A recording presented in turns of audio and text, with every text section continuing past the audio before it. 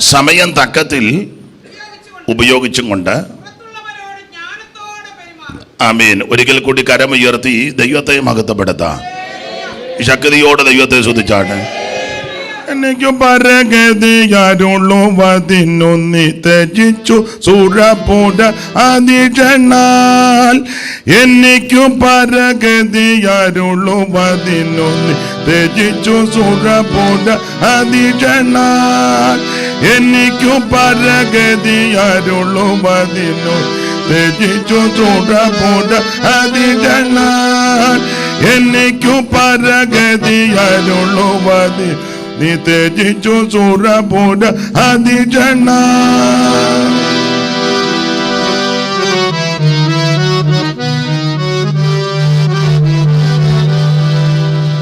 എനിക്കു പരഗതിയാരുള്ളുവതിനും ത്യജിച്ചു സുരപുര അതിജന.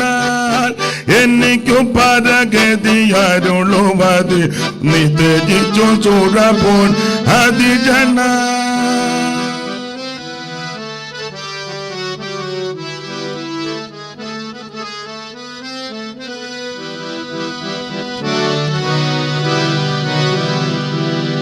എനിക്കു പരഗതിയാരുള്ളുവതിനും ത്യജിച്ചു സുരപുര അതിജന. ദരിദ്രനകം ധന സമൃദ്ധി ലഭിക്കൂ, ദരിദ്ര നിലയിലായി ഭവിച്ചു നീ.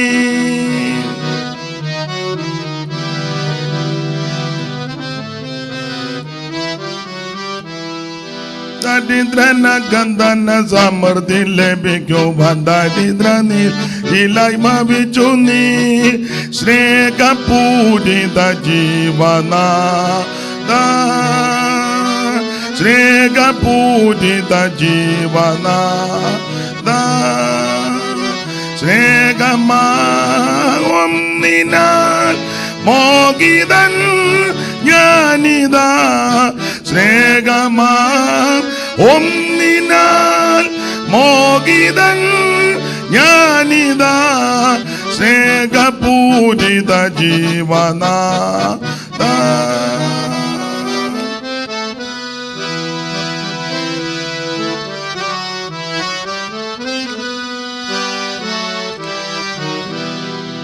എനിക്കു പരഗതിയാരുള്ളുവതിനും ത്യജിച്ചു സുരപുര അതിജന.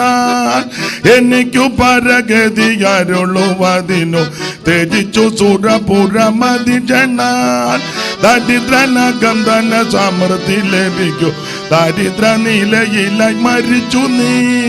ദരിദ്രനകം ധന സമൃദ്ധി ലഭിക്കൂ, ദരിദ്ര നിലയിലായി ഭവിച്ചു നീ.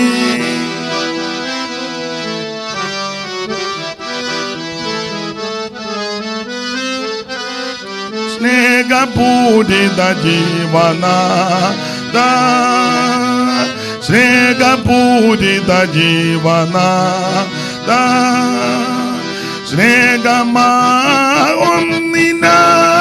മോഹിതൻ ഞാനിതാ. സ്നേഹമാൽ മോഹിതൻ ഞാനിതാ. സ്നേഹപൂരിത ജീവനാഥ, സ്നേഹപൂരിത ജീവനാഥ.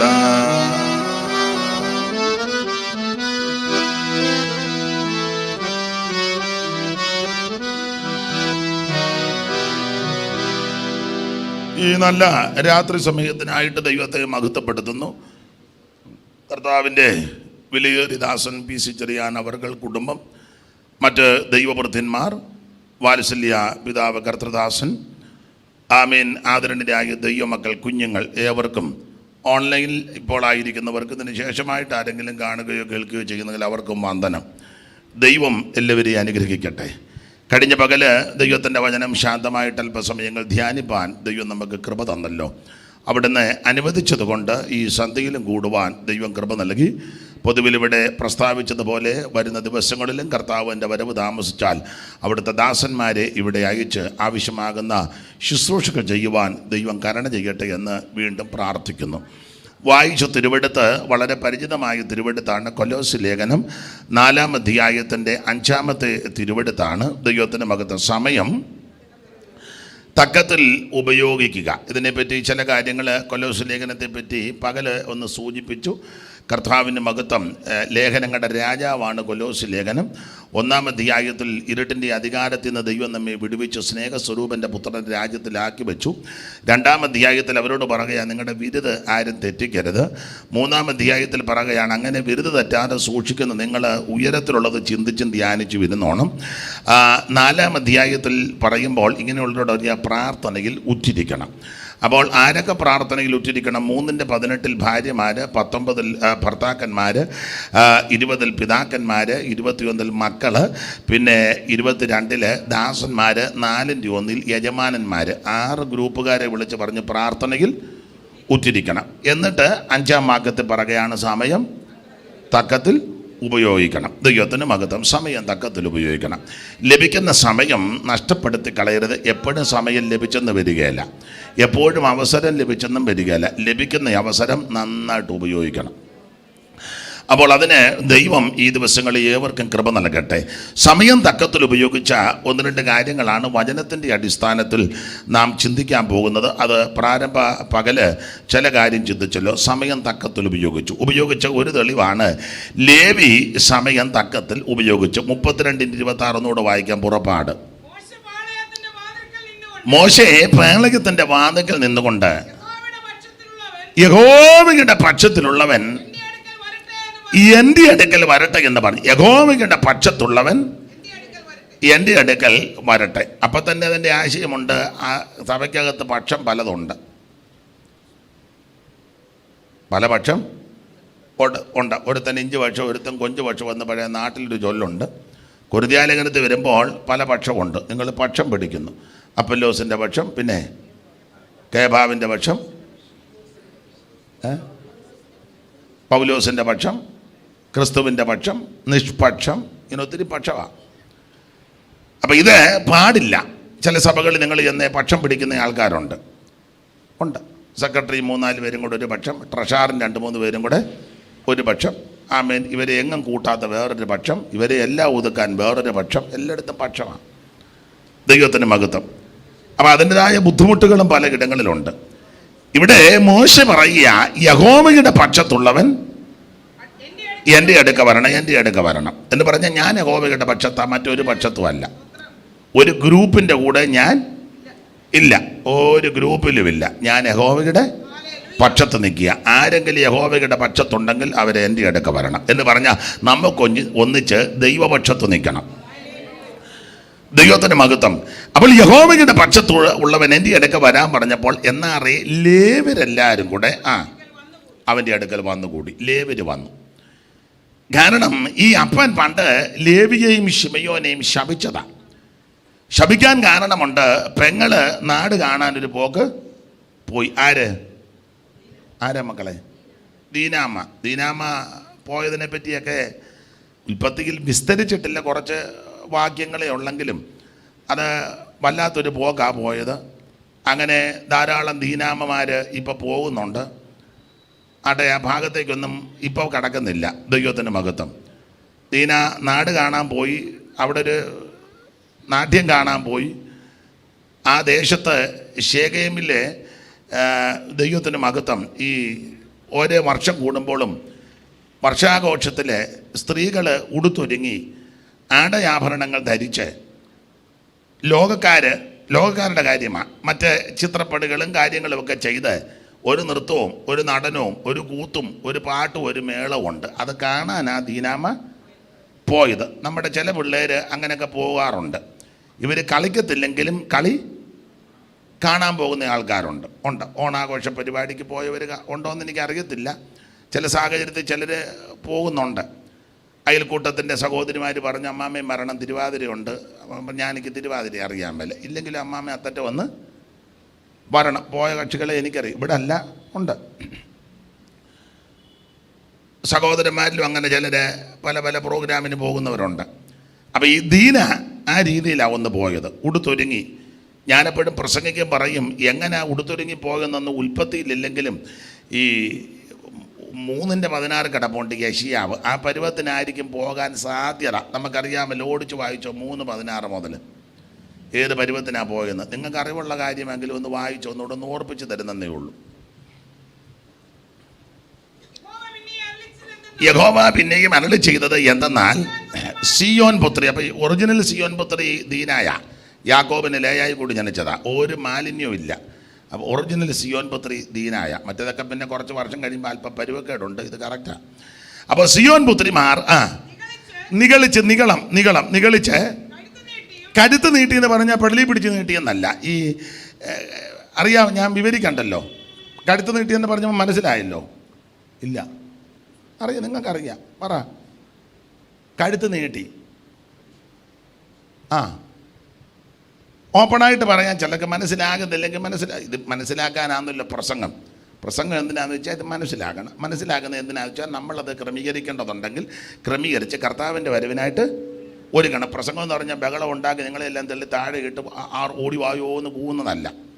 അങ്ങനെ കൂവിക്കോട്ടെ, ഞാൻ എതിരല്ല. പ്രസംഗം ഈ പറയുന്ന കാര്യം മനസ്സിലാക്കണം, അത് ഗ്രഹിക്കണം. എന്നിട്ട് ആ പറയുന്ന കാര്യം എൻ്റെയും നിങ്ങളുടെയും ജീവിതത്തിൽ ക്രമീകരിക്കേണ്ടതാണെങ്കിൽ ഈ പ്രസംഗത്തിലോട് ബന്ധപ്പെട്ടത് ക്രമീകരിക്കണം. ഉപേക്ഷിക്കണം, ഏറ്റെടുക്കണം, ഗുണീകരണം, ശുദ്ധീകരണം, ക്രമീകരണം. ഇതൊക്കെയായി പ്രസംഗിക്കാൻ അങ്ങനെ കേൾക്കാൻ അങ്ങനെ വിശ്വസിച്ചാലേ ഇത് കാര്യങ്ങൾ ക്രമീകരിക്കൂ. അപ്പോൾ കഴുത്ത് നീട്ടുക എന്ന് പറഞ്ഞാൽ ഓപ്പണായിട്ട് അങ്ങ് പറയാൻ പിണങ്ങിയാലും കുഴപ്പമില്ല. ബ്ലൗസ് ആന്തേലും ചുരിദാർ ആന്തേലും അതിൻ്റെ ടോപ്പ് ഉണ്ടല്ലോ, അതാന്തേലും എന്തുവാന്തേലും അത് കണ്ടമാനം ഇങ്ങോട്ട് ഇറങ്ങിയാൽ കഴുത്ത് നീണ്ടതുപോലെ തോന്നും. വേണേ സാരി കൊണ്ടൊന്ന് മറച്ച് വെച്ചോ, ചുരിദാറിൻ്റെ ഷാൾ കൊണ്ട്. ഞാൻ 1 സെക്കൻഡ് തരിക. ആയിക്കോട്ടെ.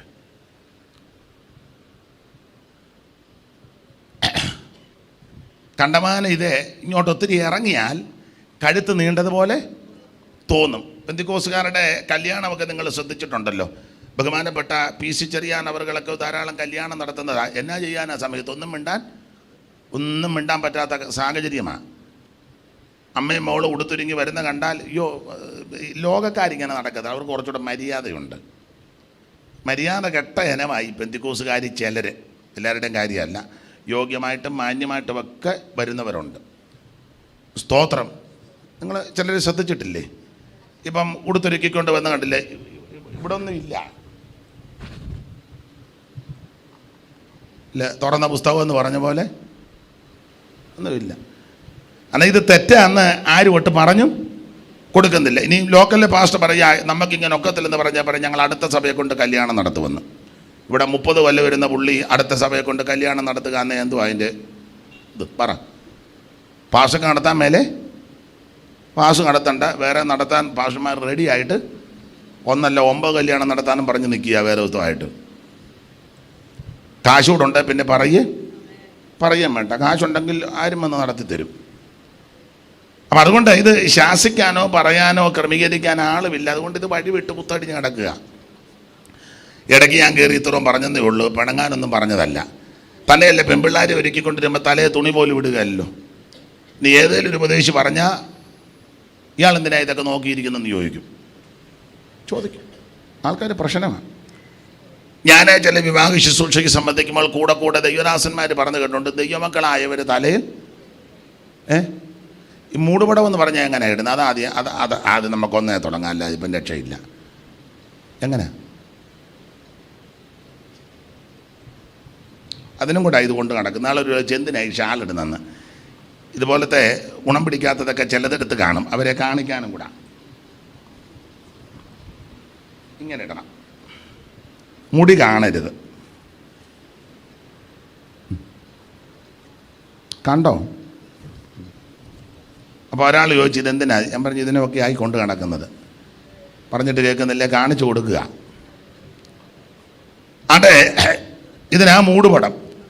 അപ്പോൾ ഈ കഴുത്ത് നീട്ടുക എന്ന് പറഞ്ഞാൽ ഇത് കണ്ടമാനം മുമ്പോട്ടും പുറകോട്ടുമൊക്കെ ഇറങ്ങിയാൽ കഴുത്ത് നീണ്ടതുപോലെ തോന്നും. ദീനാമ അങ്ങനെയാ പോയത്. ഒരു ദൈവ പൈതൽ യോഗ്യമായിട്ട് നടക്കണം, ലജ്ജാശീലത്തോടും. പറ ആ വാക്യമൊന്നും ലജ്ജാശീലത്തോടും അങ്ങനെ അപ്പം ഇത് കരുത്ത് കണ്ടമാനം അങ്ങ് നീട്ടി. ഞാൻ മുഖമെല്ലാം വല്ലാതാകുന്ന എല്ലാവരുടെയും, എന്നാൽ വേണ്ട, വായിച്ചങ്ങ് വിടാം. വായി കരുത്ത് നീട്ടി എറുകണ്ണിട്ട് നേരെ നോക്കി സംസാരിക്കത്തില്ലല്ലോ ചിലര്. നിങ്ങൾ ചിലരെ ശ്രദ്ധിച്ചേ. എന്തുകൊണ്ട് വിശേഷം? ഒന്നുമില്ല. സുഖമായിട്ടിരിക്കുന്നോ? ആ. നമ്മളെങ്ങോട്ടേലും നോക്കുമ്പോൾ അവർ നമ്മളെ അടിമുടി വലിയ സൂത്രക്കാരാണ് അവർ. നിങ്ങൾ ചിലരെ ശ്രദ്ധിച്ചേ. നമ്മൾ നോക്കുമ്പോൾ നേർക്ക് നേരെ നോക്കി കണ്ണെ നോക്കി കാര്യം പറയുകയല്ല. നമ്മൾ അങ്ങോട്ടോ ഇങ്ങോട്ടോ ഒന്ന് നോക്കുമ്പോൾ ഉടനെ അവർ മൊത്തം അവർ സൂത്രക്കാരാണ്. നേരെ പറയണ്ടേ കാര്യം. പത്രോസ് യോഹന്നാനോട് കൂടെ അവനെ ഉറ്റുനോക്കി. എന്നിട്ട് പറഞ്ഞ് ഞങ്ങളെ നോക്കാൻ പറഞ്ഞു. അപ്പോൾ അവനെ നോക്കിയപ്പോൾ അവൻ വേറെ കണ്ടോട്ട് നോക്കിയിരിക്കുക. അതാ അവനോട് പറഞ്ഞ് ഞങ്ങളെ നോക്കാം. അല്ല, ഞങ്ങളെ നോക്കാൻ പറയാനും പ്രാഗൽഭ്യം ഉണ്ടല്ലോ. ഇപ്പം ഞാനും നിങ്ങളും പറഞ്ഞ് ഞങ്ങളെ ഒന്നും നോക്കണ്ട, നേരെ മേളിലോട്ട് നോക്കിയാൽ സീലിംഗ് അല്ല വേറെ എന്നാ കാണാനാ? നമ്മളെ കാണുകയല്ലേ? നമ്മളെ കാണണം. സ്തോത്രം. ഞാനെപ്പോഴും പറയും, സഭയിലും പറയും, അപ്പൻ മകനോട് പറയാം, എടാ നീ എന്നെ നോക്കി പഠിക്കെന്ന് പറയണം. വേണ്ടേ? നമ്മൾ പറയുന്ന അതൊന്നുമല്ല, നീ ബില്ലിഗ്രാമിനെ നോക്കിക്കോടാൻ. എന്ത് അത്യാവശ്യമാണെന്ന് അറിഞ്ഞില്ലേ? നീ ബില്ലിഗ്രാമിനെ, നീ ഗാന്ധിജിയെ പുസ്തകം പഠിച്ചോണം. ഇന്ത്യയെ കണ്ടെത്തൽ. ഗാന്ധിജിയെ നോക്കണ്ട, നെഹ്റുവിനെ നോക്കണ്ട, ബില്ലിഗ്രാമിനെ നോക്കാനല്ല പറയേണ്ടത്. അപ്പൻ മകനോട് പറയാൻ, എടാ നീ എന്നെ കണ്ട് പഠിക്കാൻ പറയണം. എൻ്റെ പ്രാർത്ഥന, എൻ്റെ ജീവിതം, ഞാൻ വീട്ടിൽ പെരുമാറുന്നത്, എൻ്റെ സംസാരം, എൻ്റെ ശൈലി, എൻ്റെ ആരാധന, എൻ്റെ യോഗത്തിനുള്ള ഇരിപ്പ്, പോക്ക്, വരവ്, ശുശ്രൂഷ, നീ എന്നെ കണ്ട് പഠിക്കാൻ അപ്പൻ മകനോട് പറയണം. എന്നാ വാ തുറന്ന് എന്തേലും ഒന്ന് പറ. നമുക്ക് 8:30 പിരിയാം, വിഷമിപ്പിക്കുമൊന്നുമില്ല. നമ്മൾ പറയുന്ന ഇതൊന്നുമല്ല.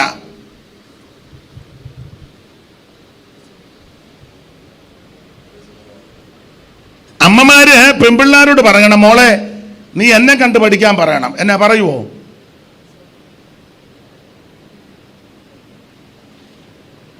സ്തംഭിച്ചിരിക്കുകയാണെന്നോ ശ്വാസം വിലങ്ങിയതാണെന്നോ അതോ ആ പുറകിരിക്കുന്ന സഹോദരിമാർ മുന്നോട്ട് വരാമോ? നിങ്ങളെന്തിനാ അവിടെ പമ്മിയിരിക്കുന്നു? ഇഞ്ഞു വാ, അമ്മയ്ക്ക് നടക്കാവോ? അമ്മേ മുന്നോട്ട് വാ. നിങ്ങൾ രണ്ടും അവിടെ കുനിഞ്ഞു കിടക്കും, ഇങ്ങോട്ട് വരാൻ പറ, എഴുന്നേറ്റ് വരാൻ പറ. അപ്പൊ ശ്രദ്ധിച്ചേ, അമ്മമാര് നിങ്ങൾ പുറകോട്ടണേ എന്തിനാ നോക്കുന്നത്? അവരിഞ്ഞു വന്നോളും. എന്തോരും. അപ്പൊ അമ്മമാര് പെൺപിള്ളേരോട് പറയണം, മോളെ നീ എന്നെ കണ്ട് പറയണം. ഈ ഉപവാസ പ്രാർത്ഥനയിൽ അത് ജീവിതത്തിൽ പകർത്തണം. മറുഭാഷ പറഞ്ഞത് കൊണ്ടോ മേപ്പോട്ടും കീപ്പോട്ടും ചാടിക്കൊണ്ടോ പ്രവചനം കേൾക്കുമ്പോൾ അല്ലെങ്കിൽ വചനം കേൾക്കുമ്പോൾ ഇളകിയത് കൊണ്ട് അത് നല്ലതാ, എതിരല്ല ഞാൻ, അതൊന്നും അല്ല വിഷയം. അമ്മ മോളോട് പറയണം, എടി നിന്റെ അപ്പനോട് ഞാൻ പെരുമാറുന്നത് എങ്ങനെയാണെന്ന് കണ്ടു പഠിക്കേ. നിന്റെ അപ്പൻ്റെ ചേട്ടനോടും അനിയനോടും മിക്കവാറും അവരുമായിട്ട് മിണ്ടുകയല്ലോ.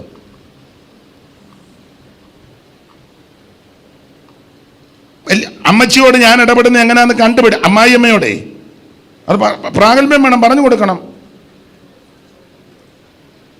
അമ്മായിയമ്മയായിട്ട് മിണ്ടിയിട്ട് എത്ര കൊല്ലമായി? വീട്ടിൽ കയറിയിട്ട് എത്ര നാളായി? ഇപ്പം നിങ്ങൾ പറയാം പാസ്റ്റർ ചത്തുപോയി, അത് ഭാഗ്യമായി.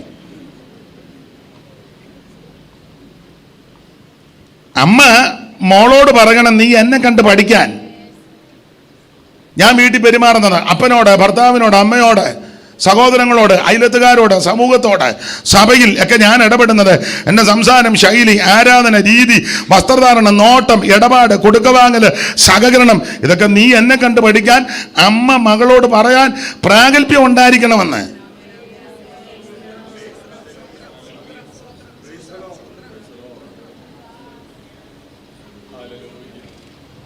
നമ്മളതല്ല പറഞ്ഞത്, നീ അന്നമാമനെ കണ്ടു പഠിക്കാൻ. അവരെ കല്യാണം കഴിച്ചത് പോലും അല്ല. ജോയ്സ് മേയറെ പിന്നെ അമ്മ മോളോട് പറയണേ എന്നെ കണ്ട് പഠിക്കാൻ. അപ്പൻ മകനോട് പറയണേ, എടാ നീ എന്നെ കണ്ട് അത് വേണം. ആട്ടെ, നിങ്ങൾ ചിലർ നല്ലതുപോലെ വിഷമിക്കുന്നത് ഞാൻ മനസ്സിലാക്കുന്നു. എന്തിനാ ഒരു ദുഃഖത്തിന്മേ ദുഃഖം ഉണ്ടാക്കുന്നത്? അതുകൊണ്ട് ആ ഭാഗം ഒന്നും പറയുന്നില്ല, നമുക്ക് ആ ഭാഗം വിട്ടേക്കാം. അപ്പോൾ എറുകണ്ണിട്ട് നേരെ നോക്കുന്നില്ല, എറുകണ്ണിട്ട് പിന്നെ തത്തി തത്തി നടപ്പുമൊക്കെ ശ്രദ്ധിച്ചോണേ, നടപ്പൊക്കെ വളരെ ശ്രദ്ധിച്ചോണം. ഞാൻ വിവരിക്കുന്നില്ല. തത്തി തത്തി നടക്കയും പിന്നെ നെറുകയ്ക്ക് ചൊറു പിടിപ്പിക്കും, ഗുഹ്യപ്രദേശങ്ങളെയൊക്കെ നഗ്നമാക്കുന്നു. അടുത്ത വാക്യം വായിക്കാം. കാൽ ചിലമ്പുകളുടെ അലങ്കാരം, നെറ്റിപ്പട്ടം, ചന്ദ്രകല,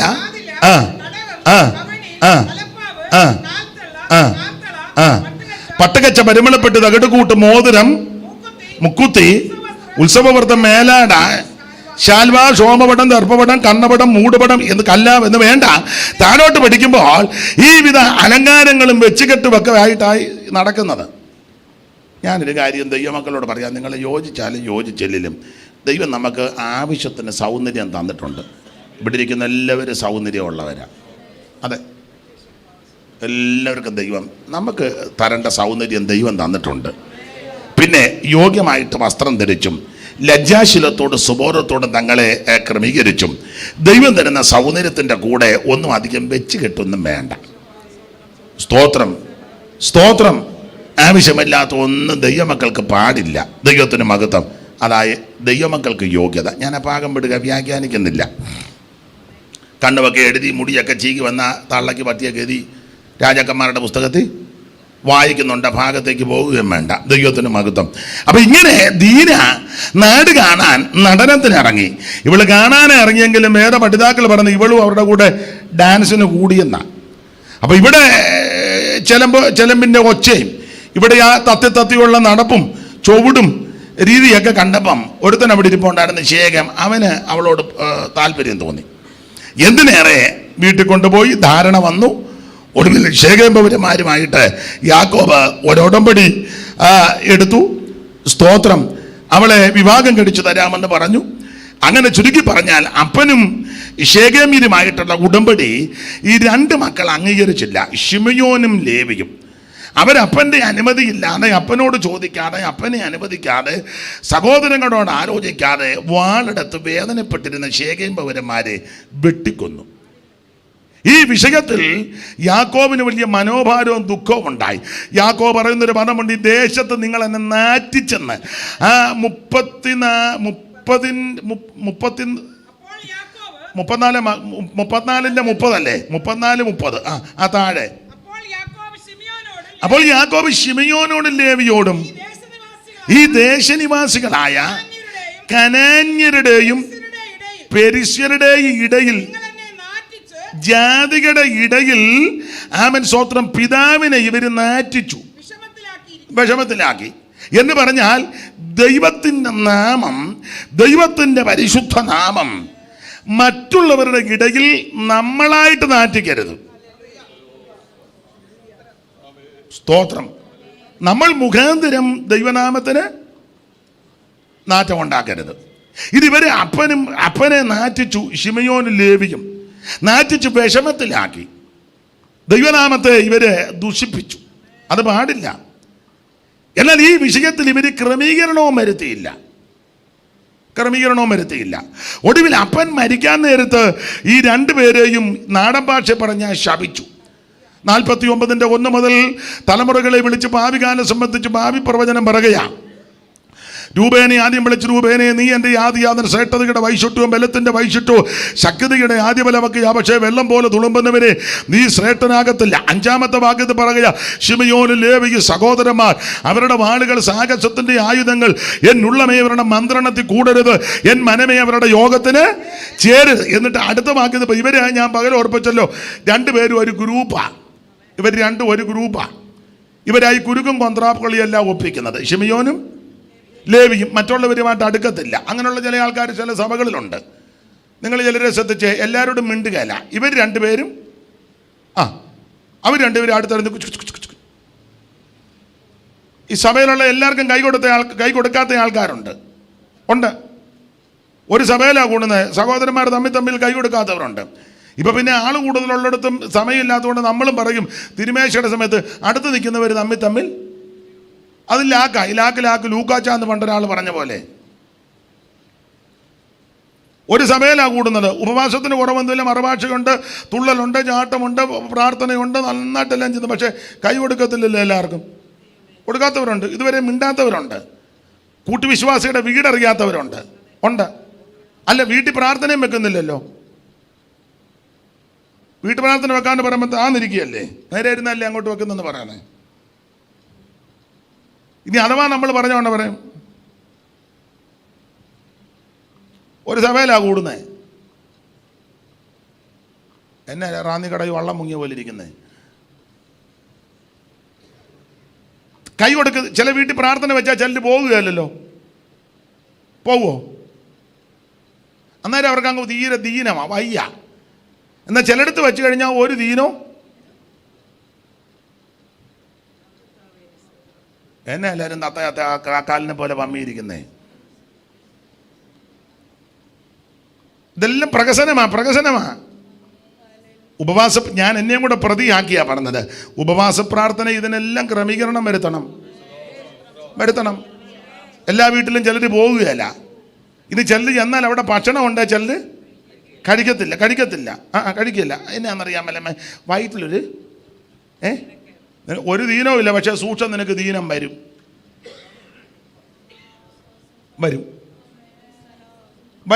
ഒരു തർക്കവുമില്ല. ഇപ്പം നിനക്ക് ദീനമില്ലാത്തപ്പോഴാണ് നീ പറഞ്ഞേ എനിക്ക് വയറ്റിനകത്ത് ഒരു കുഴപ്പമില്ല, പക്ഷേ സൂക്ഷം വന്നിരിക്കും. വരും. ഒരു തർക്കമൊന്നുമില്ലെന്ന്. ചില രോഗികളുണ്ട്, അവരെ നമുക്കറിയാം. ഇന്ന ഭക്ഷണം കഴിച്ചാൽ അവർക്കത് ശരീരത്തിന് അതങ്ങനെ പറയണമല്ലോ. ചിലർക്ക് അറിയുകയും ചെയ്യാം. അപ്പോൾ അവർക്ക് വേണ്ടി ചിലപ്പോൾ വേറെ എന്തെങ്കിലും ക്രമീകരണങ്ങൾ, അത് തെറ്റൊന്നുമല്ല, ഒരു കുഴപ്പമില്ല. പക്ഷേ മനഃപൂർവ്വം കുഴപ്പമ്പോൾ ഓർത്തോണം, സൂക്ഷം ദൈവം നിന്നെ പിടിക്കും. നമ്മൾ ചിലരോട് ചോദിക്കാല്ലേ, അമ്മാമ്മയുടെ കാര്യമല്ല കേട്ടോ, ഉദാഹരണമാണ്. എന്നെ യോഗത്തിന് പറഞ്ഞ് എനിക്ക് തലവേദനയായിരുന്നു. ഒരു കുഴപ്പമില്ല, പക്ഷേ സൂക്ഷം ഈ തള്ളയ്ക്ക് തലവേദന വരും. വരുമെന്നുള്ളതിനൊരു തർക്കവുമില്ല. വരും. എന്തോ അച്ചായനെ അവിടെ യോഗത്തിനുണ്ടല്ലോ, ശാരീരികമായിട്ട് അത്ര ഒരു കുഴപ്പം. കല്യാണത്തിന് അവിടെ നിൽക്കുന്ന കണ്ടല്ലോ, ആദ്യത്തെ ഏറ്റിന് കയറി ഇരിക്കുക, പ്രാർത്ഥിക്കുന്നതിന് മുന്നേ കഴിക്കുന്നതും ഞാൻ കണ്ടല്ലോ.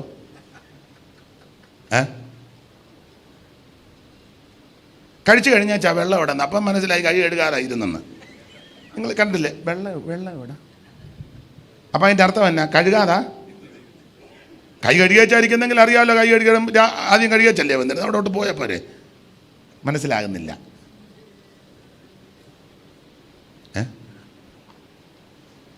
അല്ല, അതിനൊന്നും ഒരു ക്ഷീണവും ഇല്ലല്ലോ. മനഃപൂർവ്വം അങ്ങനെ കള്ളം പറഞ്ഞാൽ സൂക്ഷം പിടിക്കും ദൈവം. തെളിവ് നിങ്ങൾക്ക് വചനത്തിലുണ്ട്, പിടിക്കും. നിങ്ങൾക്ക് അറിവുള്ള കാര്യം വന്ന് ഓർപ്പിക്കുന്നതേ ഉള്ളൂ, നിങ്ങൾക്കെല്ലാം അറിയാമല്ലോ. ലാബാൻ കൂടാരത്തിൽ വന്നപ്പം റേച്ചലാൻറ്റി പറഞ്ഞു, പപ്പ എനിക്ക് എഴുന്നേക്കാൻ പാടില്ല, ഫാസ്റ്റിംഗ് പ്രയറാണ്. ഞങ്ങൾ പായിട്ട് കഴിഞ്ഞാൽ 3 ദിവസം കഴിഞ്ഞ് അവിടുന്ന് എഴുന്നേക്കുള്ളൂ. വീട്ടിൽ അടുപ്പിൽ പോലും വന്ന് അപ്പം അപ്പന് ഓർത്ത് ആട്ടെ, ഇവള് കുടുംബത്തിൽ വെച്ചോ ഉപവാസവും പ്രാർത്ഥന. എന്നാ അമ്മ ഏതാണ്ട് പറഞ്ഞു കൊടുത്ത്. എന്തോ പറഞ്ഞേ? ഏതാണ്ട് പറഞ്ഞ അമ്മ എന്തോ അമ്മ പറഞ്ഞേ?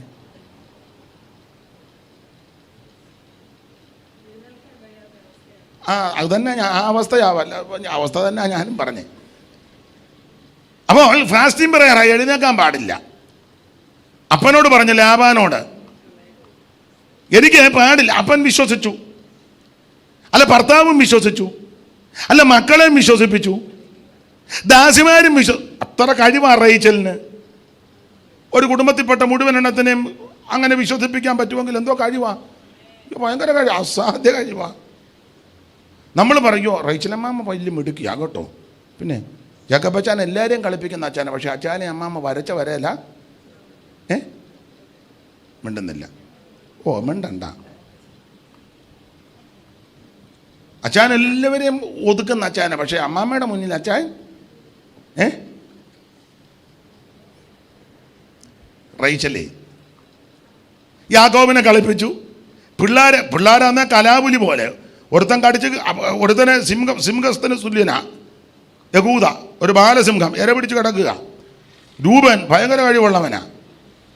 എല്ലാം ഒന്നുകൊന്നൊക്കെ മിടുക്കനുള്ളപ്പോൾ അവരെ ഈ അമ്മ ഒതുക്കി നിർത്തിയേക്കുന്നത്. ഭർത്താവിനെയും കളിപ്പിച്ചു, പിള്ളേരെയും കളിപ്പിച്ചു, അപ്പൻ അതിലും വേന്ദ്രനാ. സകല എണ്ണത്തിനെ ഒതുക്കി. ഇവള് കള്ളം പറഞ്ഞു, എനിക്ക് എഴുന്നേൽപ്പാൻ പാടില്ല. അവനങ്ങ് പോയി. നിങ്ങൾക്കറിയാം, എപ്രാത്തിലെത്താൻ അല്പദൂരമുള്ളപ്പോൾ റാഗേൽ വഴികരികെ വെച്ച് പ്രസവിക്കുക. ഉൽപ്പത്തി പുസ്തകവും യെരമ്യാ പ്രവചനവും എടുത്ത് വായിപ്പിക്കുന്നില്ല, ചേർത്ത് പഠിക്കുമ്പോൾ അവിടെ ഒരു പദമുണ്ട്, ജീവൻ പോകുന്ന നേരം. അമ്മാമ ആ വാക്യം കണ്ടോ? 35 ഈ ഭാഗത്തുണ്ട്, ജീവൻ അങ്ങനെ പദം.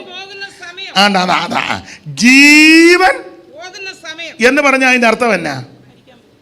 അതെ, ബ്ലഡ് പോയിക്കൊണ്ടിരിക്കുക. ജീവൻ രക്തത്തിലാ.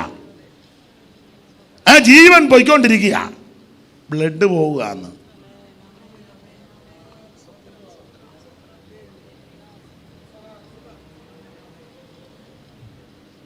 ബ്ലഡ് നിൽക്കുന്നില്ല. നാളുകൾക്ക് മുമ്പ് അപ്പം വന്ന് പറഞ്ഞപ്പോൾ പറഞ്ഞത് എനിക്ക് എഴുന്നേൽപ്പാൻ അന്ന് ഒരു കുഴപ്പവുമില്ല. കുഴപ്പമില്ലാത്ത കാലത്ത് എനിക്ക് കുഴപ്പമാണെന്ന് കള്ളം പറഞ്ഞത് അടി തപ്പിയപ്പോൾ വിഷയത്തിൽ സൂക്ഷം ദൈവം പിടിച്ചു. ഇപ്പൊ ഉപവസിച്ചിട്ട് കാര്യമില്ല. ഇപ്പൊ പറയുന്ന പാസ്റ്ററെ, ഇത് ചൊല്ലി അടിക്കുന്ന പാസ്റ്റർമാർ വല്ലവരും ഉണ്ടെന്ന് വിളിക്കണേ. കോഴിക്കോട്ടിൽ നിന്ന് ആരെല്ലാം കിട്ടുമോ? ചൊല്ലി ഇല്ല, പുള്ളി ചൊല്ലി അടിക്കത്തില്ല, ചൊല്ലാനാണ് അടിക്കുന്നത്. നമുക്കൊരു ദിവസത്തേക്ക് ബന്ധനം അടിക്കുന്ന അമ്മാമ്മമാർ വല്ലവരും വരും. കെട്ട് പൊട്ടിക്കുന്ന ആരേലും ഈ കെട്ട് പൊട്ടത്തുമില്ല, ഇത് അഴിയത്തുമില്ല, നീ തന്നെ ഒപ്പിച്ച വിനയാ. അപ്പനെയും ഭർത്താവിനെയും മക്കളെയും അനിയത്തി ചേടുത്തിയെയും ദാസിമാരെയും എന്ന് വേണ്ട സകല ആൾക്കാരെയും കളിപ്പിച്ചൊതുക്കി അമ്മാമ്മയാ. ഒരു കുഴപ്പവും ഇല്ലാത്തപ്പോഴാ പറഞ്ഞ എനിക്ക് കുഴപ്പമാണ്. തമ്പുരാൻ പറഞ്ഞാ കുഴപ്പം തന്നെ നോക്കാം. മകന് പേരിട്ട് ബെനോനി, ദുഃഖത്തിന്റെ കണ്ണുനീരിന്റെ വേദനയുടെ പുത്രനാ. ബ്ലഡ് നിൽക്കുന്നില്ല, ജീവൻ അങ്ങനല്ലേ എഴുതിയേക്കുന്നേ, ഇങ്ങനെ പോയിക്കൊണ്ടിരിക്കുക. അതാ, പ്രാർത്ഥിച്ചാലൊന്നും നിൽക്കത്തില്ല. അത് ഞാൻ ഭയത്തോടാ പറയുന്നത് കേട്ടോ. എന്നെയും കൂടെ പ്രതിയാക്കി, ഞാൻ പേടിച്ചാ പറയാനേ.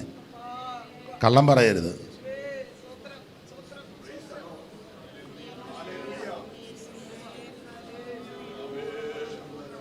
കള്ളം പറയരുത്. തലവേദനയാന്ന് കള്ളം പറയരുത്. വയറ്റ് വേദനയാന്ന് കള്ളം പറയരുത്. വണ്ടിക്ക് പെട്രോൾ ഇല്ലായിരുന്നെന്ന് കള്ളം പറയരുത്. പിരിവ് തരാൻ എൻ്റെ കയ്യിൽ ഒന്നും ഇല്ല പാസ്റ്റേ എന്ന് കള്ളം പറയരുത്.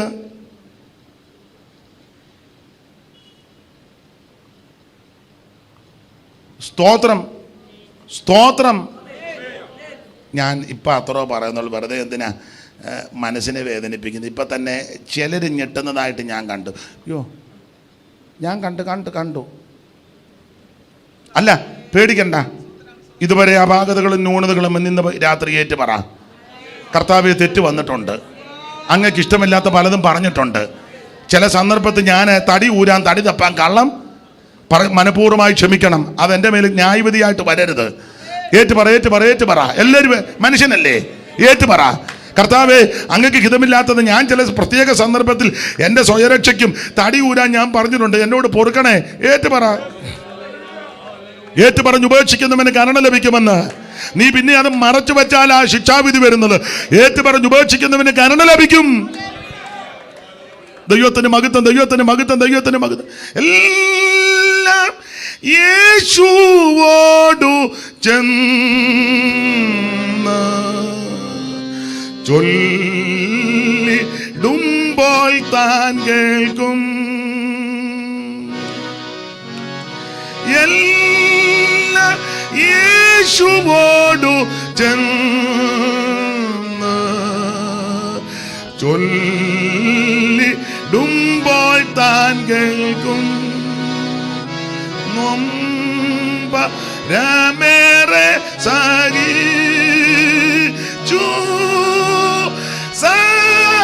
സമാധാനങ്ങൾ നഷ്ടം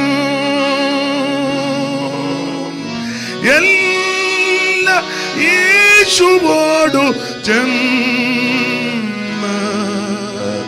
ചൊല്ലിടായ നിമിത്തം എല്ലാം യേശുവോടു ചെന്ന് ചൊല്ലിടായ നിമിത്തം.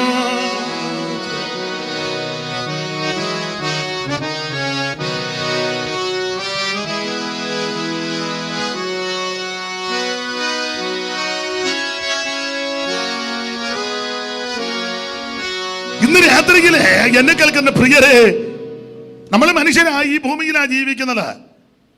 അപാകതകളുണ്ട്, ന്യൂനതകളുണ്ട്, പോരായ്മകളൊക്കെ വരാം, തെറ്റാൻ സാധ്യതയുണ്ട്, പോഷത്വങ്ങളൊക്കെ വന്നിട്ടുണ്ട്. മോനെ ഒരു കസേര ഇങ്ങോട്ട് എടുത്തു, അപ്പം എനിക്ക് വെള്ളം എടുത്ത് വെക്കുകയും ചെയ്യാം.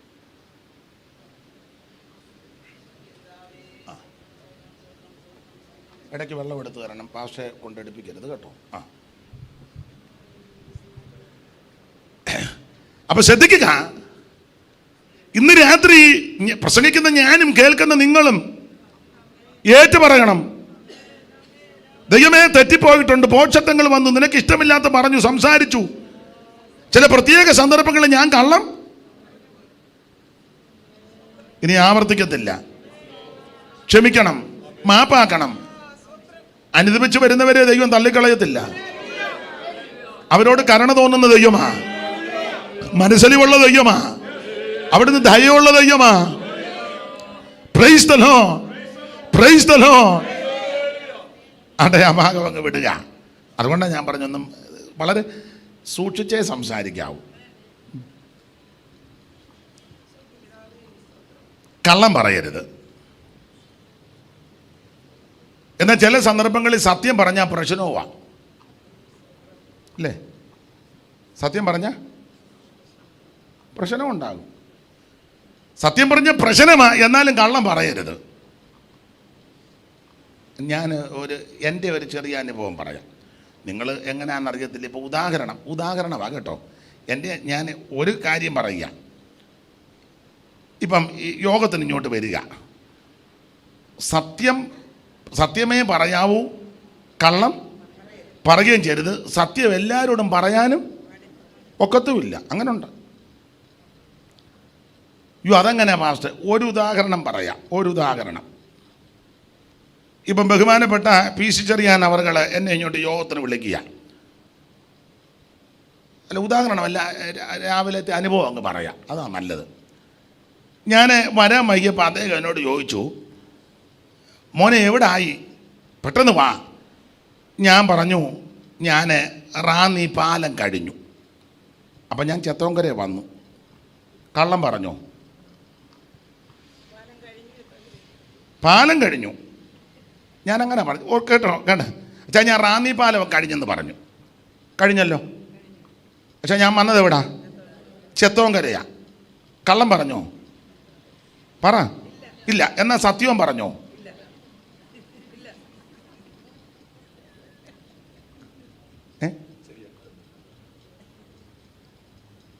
ചെത്തോങ്കരയാന്ന് ഞാൻ സത്യം പറഞ്ഞാൽ, അഥവാ ഇങ്ങോട്ട് ചെത്തോങ്കര എന്ന പമ്പിൻ്റെ അവിടെ വരുമ്പോൾ ഒരു ബ്ലോക്ക് ആകും. ഉദാഹരണമാണ്, ഒരു ബ്ലോക്ക് വന്നു, 5 മിനിറ്റ് പെട്ടു.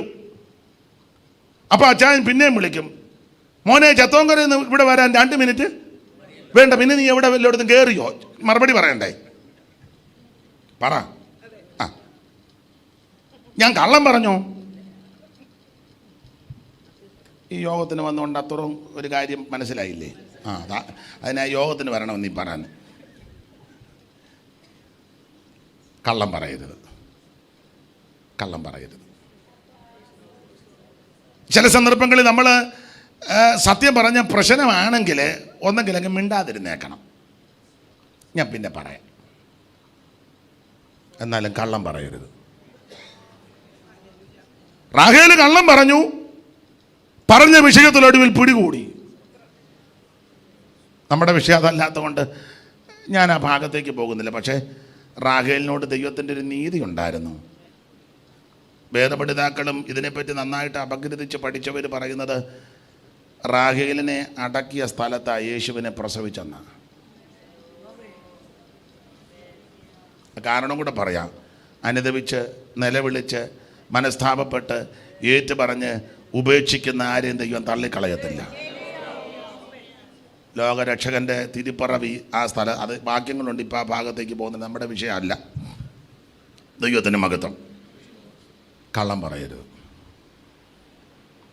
അപ്പോൾ ഈ റാഹേല് ഇങ്ങനെയൊക്കെ കള്ളം പറഞ്ഞത് കൊണ്ട് അബദ്ധമായി. അപ്പം ഈ യാക്കോബിനെ ഇവർ നാറ്റിച്ചു, ദേശത്ത് നാറ്റിച്ചു. ഈ അവരുടെ വാളുകൾ സാഹസത്തിൻ്റെ ആയുധങ്ങൾ, എന്നുള്ളമേ അവരുടെ മന്ത്രണത്തിൽ കൂടരുത് അവരുടെ യോഗത്തിന്.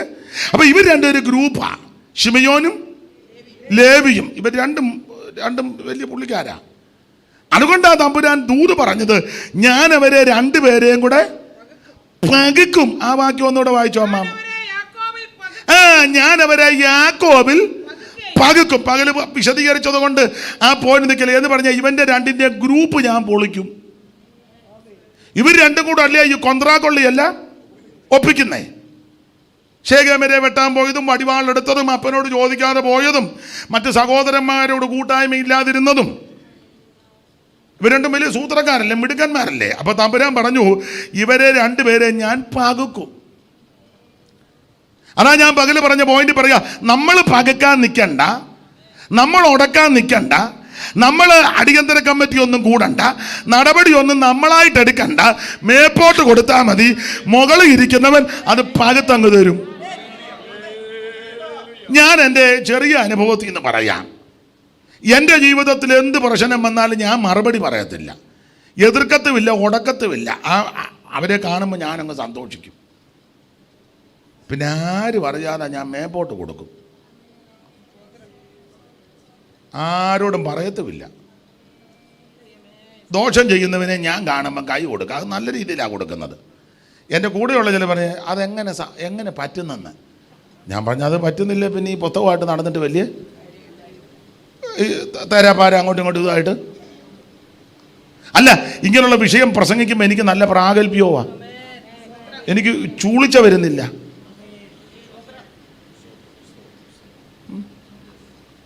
സ്തോത്രം. ദോഷം ചെയ്യത്തുമില്ല, പറയത്തുമില്ല. നല്ല പ്രാഗൽഭ്യത്തോടാണ് പ്രസംഗിക്കുന്നത്, പറയത്തില്ല. അവരെ കാണുമ്പോൾ ഞാൻ കയ്യും കൊടുക്കും. സ്തോത്രം. ഞാൻ ആ ഭാഗത്തേക്കൊന്നും പോകുന്നില്ല, വെറുതെ എന്തിനാ. നിന്നെ അറിയുന്നൊരു ദൈവമുണ്ട്. സ്തോത്രം. അതാ ഞാൻ പറഞ്ഞ, നമ്മൾ പകുക്കാൻ പോകണ്ട, നമ്മൾ സൂത്രമൊന്നും ഒപ്പിക്കണ്ട. ദൈവത്തിന് മഹത്വം. ദൈവം പകുക്കും. അതാണ് അവിടെ വെക്കുന്നത്. ഞാൻ യാക്കോബിൽ അവരെ പകുക്കും. ഈ തമ്പുരാന്റെ ആലോചന ആയതുകൊണ്ട് വർഷങ്ങൾ കഴിഞ്ഞാലും ദൈവം പകുത്തു. പകുത്തത് എങ്ങനെയാന്ന് ചോദിച്ചാൽ, ഇവർ ഗ്രൂപ്പല്ലേ, ദൈവം അത് പൊട്ടിച്ചു, പകുത്തു.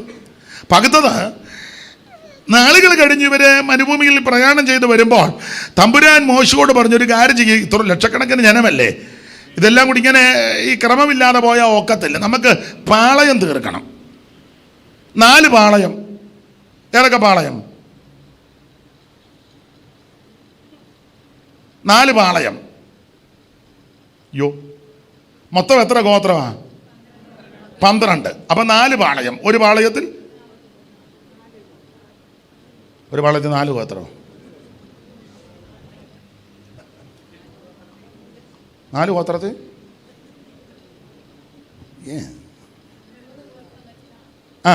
4 പാളയം. യഹൂദ പാളയം, രൂബേന്യ പാളയം, എബ്രഹീമ്യ പാളയം, ദാൻ പാളയം.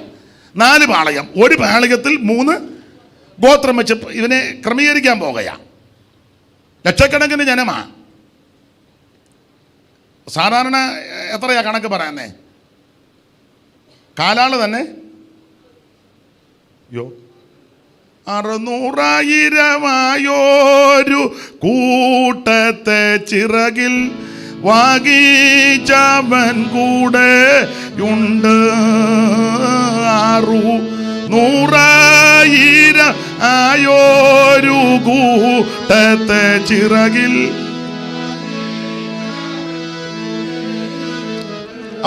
600,000. 600 എന്ന് പറഞ്ഞാൽ 6 ലക്ഷം കാലാള് തന്നെ.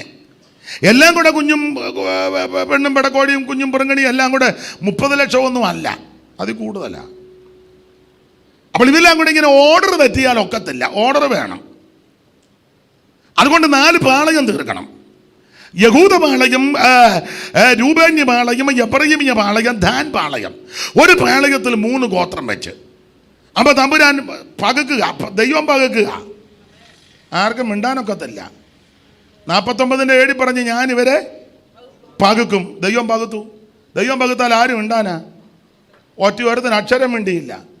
തമ്പുരാൻ പകത്തപ്പോൾ ഈ ശിമയോനും ലേവിയുമാണല്ലോ ഗ്രൂപ്പ് അല്ലേ? അതെ, തമ്പുരാൻ പകുത്തു.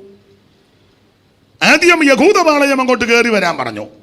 യഹൂദ പാളയത്തിൽ അങ്ങോട്ട് പാളയത്തിന്റെ ക്രമീകരണം വായിച്ച 2:1 സംഖ്യാപുസ്തകം 2:1. യഹൂദ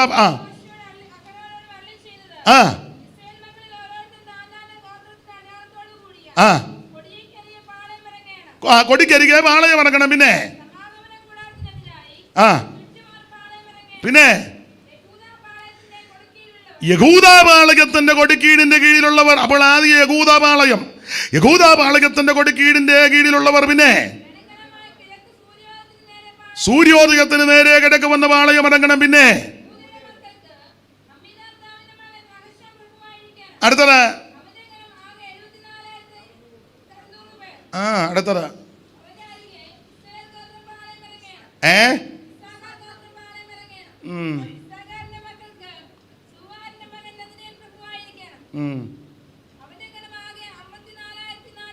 അടുത്തത് മതി. അപ്പോൾ ആദ്യത്തെ പാളയത്തിൽ യഹൂദയും ഇസ്സഖാറും സെബുലൂനും, അത് ഞാൻ വിവരിക്കുന്നില്ല. രണ്ടാമത്തെ പാളയമാണ് രൂബേന്റെ പാളയം. 10 ആ കണ്ണിക തുടങ്ങുന്നത് രൂബേൻ പാളയത്തിന്. അപ്പൊ രൂബേന്റെ പാളയം തീർക്കുക. അപ്പൊ ഈ ഇങ്ങോട്ട് നോക്കിയേ, എല്ലാവരും ഞാറ് പറിക്കും പോലെ കുഴിഞ്ഞു കിടക്കുന്നത്. ഇങ്ങോട്ട് നോക്ക്, ഏതായാലും വായിക്കുന്നില്ല. ഈ 2 പേരാ വായിച്ചു തരുന്നത്. നിങ്ങൾ എന്നെ നോക്ക്, കാണാനൊന്നും ചൊവ്വില്ലെങ്കിൽ ഇങ്ങോട്ട് നോക്ക്. അപ്പൊ രണ്ടാമത്തെ പാളയം രൂബേൻ. ദൈവം പകുക്കുക രൂബേന്റെ പാളയം. ദൈവം വിളിക്കുന്നതുകൊണ്ട് ആർക്കും എതിർക്കാനൊക്കത്തില്ല. അപ്പൊ എല്ലാം ഇങ്ങനെ കലാപുലി പോലെ നിൽക്കുകയല്ലേ.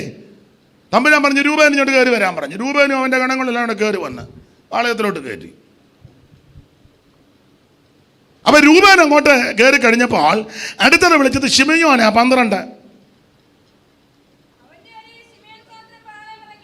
ശിമയോൻ. അപ്പൊ രൂബേന്റെ പാളയത്തിലടുത്തത് ശിമയോനെ വിളിച്ചു. ശിമയോൻ വരാൻ പറഞ്ഞു. ശിമയോൻ ഇങ്ങോട്ട് നോക്കിയേ. ശിമയോനെ വിളിക്കുമ്പോ ഇനി അടുത്തത് ന്യായമായിട്ട് ആരെയാ വിളിക്കണ്ടേ? ലേവിയെ വിളിക്കണം. പക്ഷെ വിളിച്ചതാരാ? 14 ഗാദ്. അമ്മാമ്മ ഇവിടെ എപ്പോഴും ആരെയാ വെച്ചത്? എപ്പോഴും കണ്ട് വായിച്ച പോലെ എനിക്ക് തോന്നി. അപ്പോൾ രൂബേന്റെ പാളയം തീർത്ത് രൂബേന്റെ കൂടെ ആരാ? ശിമയോന്റെ കൂടെ ഗാദ്. അപ്പം രൂബേനും ശിമയോനും ഗാദും ന്യായമായിട്ട് ഗ്രൂപ്പ് വെച്ചാൽ ലേവീനെ ഞാൻ വിളിക്കേണ്ടത്. വിളിച്ചില്ല, തമ്പുരാൻ പകുത്തു. ദൈവം പകുത്തു. ദൈവം പകുത്താൽ അതിനെ ആരാ കോല് വെക്കാൻ വരുന്നേ? വെച്ചാ ഏക്കുവോ? നമ്മൾ പകുക്കണ്ട, നമ്മൾ ഉടക്കുകയും വേണ്ട. നീ മുഴങ്കാലിലിരുന്ന് ഉപവസിച്ച് പ്രാർത്ഥിച്ചാൽ മതി. നിനക്ക് വേണ്ടി ദൈവം പ്രതിക്രിയ നടത്തി രക്ഷിക്കും. നിന്റെ കൂടെ ചിലപ്പോൾ നിൽക്കാൻ ആരും കാണുകയല്ല. ആശ്വാസം പറയാനോ സഹായിക്കാനോ ഒത്താശ പറയാനോ അപ്പോൾ ഒന്നും കാണുകയല്ല. നീ ചഞ്ചലിക്കരുത്, നിരാശപ്പെട്ടു പോകരുത്. മുഴങ്കാലും മേലിക്കാൻ സമയമാകുമ്പം ദൈവം പകുക്കും. Praise the Lord. ഗ്രൂപ്പ് പൊട്ടിച്ചെന്ന്. അപ്പൊ രൂബേനും ശിമയോനും ഗാദും. ഗാദോ കവർച്ചപ്പടയവനെ ഞെരുക്കുമെന്ന്. ആ ഭാഗത്തേക്കൊന്നും ഇപ്പൊ തൊടുന്നില്ല. ദൈവം അത് പകുത്തു. ലേവി ഈ ശിമയോനെ വിളിച്ചപ്പോൾ ലേവി ഇങ്ങനെ എൻ്റെ ഭാഷ പറഞ്ഞ ടൈയും കോട്ടും എല്ലാം കെട്ടി ഷൂ ഒക്കെ ഇട്ട് നിൽക്കുക. ഇപ്പം എന്നെ വിളിച്ചില്ല. ഗാദിനോട് പറഞ്ഞു കയറിക്കോളാൻ പറഞ്ഞു. ഓ ലേവി നോക്കി നിൽക്കുക. ലേവിയോടും ദൈവത്തിന് കാരണമുണ്ട്. അതുകൊണ്ട് തമ്പുരാൻ പറഞ്ഞു ആ 3:5 വായിച്ചേ. 3:5 യഹോവ പിന്നെ ഈ മോശയോട് അരുളി ചെയ്തത്, ലേവി ഗോത്രത്തെ നീ അടുക്കൽ വരുത്തി ആ ആ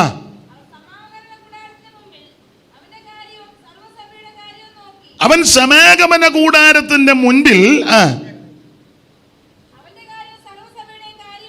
ഞാൻ അതിൽ ഒരു പദമാണ് എടുക്കുന്നത്. നീ ഇനി നാട്ടുകാരുടെ എല്ലാം കാര്യത്തിൽ ഇടപെടണ്ട, നീ സഭയുടെ കാര്യം നോക്ക. ഇതുവരെ നീ സകല കുണ്ടാമണ്ടിക്കകത്തും പോയി ഇടപെടുക. പെങ്കൊച്ചങ്ങോട്ട് ഓടി, ആങ്കൊച്ചൻ ഇങ്ങോട്ട് പോയി, അവിടെ ചെന്ന് ഇവിടെ ചെന്ന് മുഴുവൻ പ്രശ്നം പരിഹരിച്ച് നീ അതൊക്കെ അങ്ങ് നിർത്തേ. ഇനി നിനക്ക് എത്ര നാൾ ഉണ്ടെന്നൊന്നും അറിയത്തില്ല.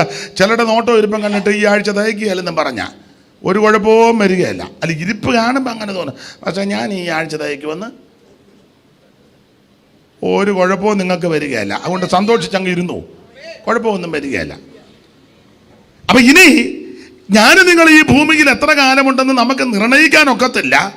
പിന്നെ ഞാനെപ്പോഴും പറയും, ഈ മരിക്കുന്നത് എപ്പോഴാണെന്ന് എല്ലാവർക്കും ഒന്നും കൃത്യം അറിയത്തില്ലെങ്കിലും എൻ്റെ ഭാഷ പറഞ്ഞാൽ മരണത്തിൻ്റെ മണമടിക്കും. മരണത്തിൻ്റെ ചെറിയ മണമടിക്കും. അന്നേരം നന്നായിട്ട് ഒരുങ്ങിക്കോണം. എൻ്റെ കൂടെയുള്ള ശിവപാസ്റ്ററുണ്ട്. ശിവപാസ്റ്ററുടെ പെങ്ങളെ വിവാഹം ചെയ്തേക്ക്. അവർ കുറ്റൂരാണെങ്കിലും കണ്ണൂരാണ് ശുശ്രൂഷിക്കുന്നത്. ഞാനെപ്പോഴും പറയും, അവിടുത്തെ അപ്പച്ചനെ അടുത്ത കാലത്ത് ഞാൻ കണ്ണൂർ പോയപ്പോൾ കണ്ടു. 92 വയസ്സ് കണ്ടുണ്ടായിരുന്നു തോന്നുന്നു. അമ്മച്ചി കിടപ്പില്ല, അപ്പച്ചനാണ് ശുശ്രൂഷിക്കുന്ന അമ്മച്ചിയെ. മക്കളും ഉണ്ട്, 2 ആൺപിള്ളേർ, 2 പേരും സുവിശേഷ വേലക്കാരാണ്. അപ്പോൾ ഞാനിവിടെ ചെന്ന് കണ്ടു. പകലത്തെ മീറ്റിങ്ങും വൈകിട്ടത്തെ കൺവെൻഷനും ഒക്കെ ഉണ്ടായിരുന്നു. അപ്പം അപ്പച്ചൻ വളരെ ഉത്സാഹത്തോടെ നിൽക്കും, നല്ല ചാടി ഇറങ്ങുകയും കയറുകയും കൊടുക്കും. അപ്പോൾ ഇടയ്ക്ക് മൊബൈൽ കൊണ്ട് എന്നെ കാണിച്ചു കഴിഞ്ഞാൽ ഞാൻ എപ്പോഴും കേൾക്കും. നല്ലൊരു അപ്പച്ചനാണ്, നല്ല മുഖത്തൊക്കെ ഒരു പ്രസാദവും നല്ല സംസാരവും. 92 ഉണ്ടെന്നൊന്നും പറയത്തില്ല. അപ്പോൾ അപ്പച്ചനെ കണ്ട് പ്രാർത്ഥിച്ച് ഞങ്ങൾ തിരിച്ചു പോന്നു. വലിയ സങ്കടമായി പോയി. ചില ദിവസം കഴിഞ്ഞപ്പോൾ ഈ അപ്പച്ചൻ മരിച്ചു. അപ്പം ഞാൻ പിന്നീട് ആ സമയത്ത് ഞാനിവിടെ ഇല്ലായിരുന്നു, അതുകൊണ്ട് അടക്കത്തിന് പോകാനൊത്തില്ല. അത് കഴിഞ്ഞ് മകനെ കണ്ടു. അപ്പം ഞാൻ വിവരം ഒന്ന് ചോദിച്ച പറഞ്ഞു, അയ്യോ മരിക്കുന്നതിൻ്റെ തലേന്ന് ഒരു കുഴപ്പമില്ലായിരുന്നു. തലേ ദിവസം മരിക്കുന്നതിൻ്റെ 2 ദിവസം മുമ്പ് മദ്രാസിൽ നിന്ന് മൂത്ത മോന അദ്ദേഹവും വന്നു. അപ്പം ഭക്ഷണം കഴിച്ചുകൊണ്ടിരുന്നപ്പോൾ ആൺപിള്ളേരോട് പറഞ്ഞു, എടാ ഇച്ചിരി കാശുമൊക്കെ കരുതിക്കൊണ്ട് ഒരു പെട്ടിയൊക്കെ കരുതി വെച്ചോണമെന്ന്. 2 ദിവസം മുമ്പ് പിള്ളേരോട് പറഞ്ഞു, ഒരു പെട്ടിയൊക്കെ റെഡി ആക്കിക്കൊണ്ട് ഇച്ചിരി കാശും ഒക്കെ കരുതിക്കോണം. അപ്പം പിള്ളേർ ചോദിച്ചാൽ എന്നാ പോകാറായെന്ന് പറഞ്ഞു. ഒരു കുഴപ്പമില്ല, ഓടി നടക്കുക. പിള്ളേർ പറഞ്ഞു എന്തോ അപ്പം ആവശ്യമില്ലാതെ. അപ്പം അമ്മച്ചി ആ കിടപ്പ് അമ്മച്ചി പോകുമെന്നാ. അതിൻ്റെ 2 ദിവസം കഴിഞ്ഞ് രാവിലെ കുളിയെല്ലാം കഴിഞ്ഞ് ആൺപിള്ളേരും അപ്പനും കൂടെ ബ്രേക്ക്ഫാസ്റ്റ് കഴിക്കുക. രാവിലെ പ്രഭാത ഭക്ഷണം കഴിച്ചുകൊണ്ടിരുന്നപ്പോൾ അപ്പച്ചൻ പറഞ്ഞു, മരുമകളോട് പറഞ്ഞു, മോളെ ഉച്ചയ്ക്ക് ഭക്ഷണം വേണ്ട, ഉച്ചയ്ക്കത്തെ ഭക്ഷണം മേളിലാന്ന്. അപ്പോൾ ഈ പിള്ളേരങ്ങ് ചിരിച്ചു, ഒരു കുഴപ്പവുമില്ല. അപ്പച്ചൻ പറഞ്ഞ് ഉച്ചയ്ക്ക് ഭക്ഷണം വേണ്ട, ഉച്ചയ്ക്കത്തെ ഭക്ഷണം മേളിലാന്ന്. അപ്പച്ചൻ്റെ ഭാഷാശൈലിയാണ്. 12:35 ആയപ്പം മരിച്ചു.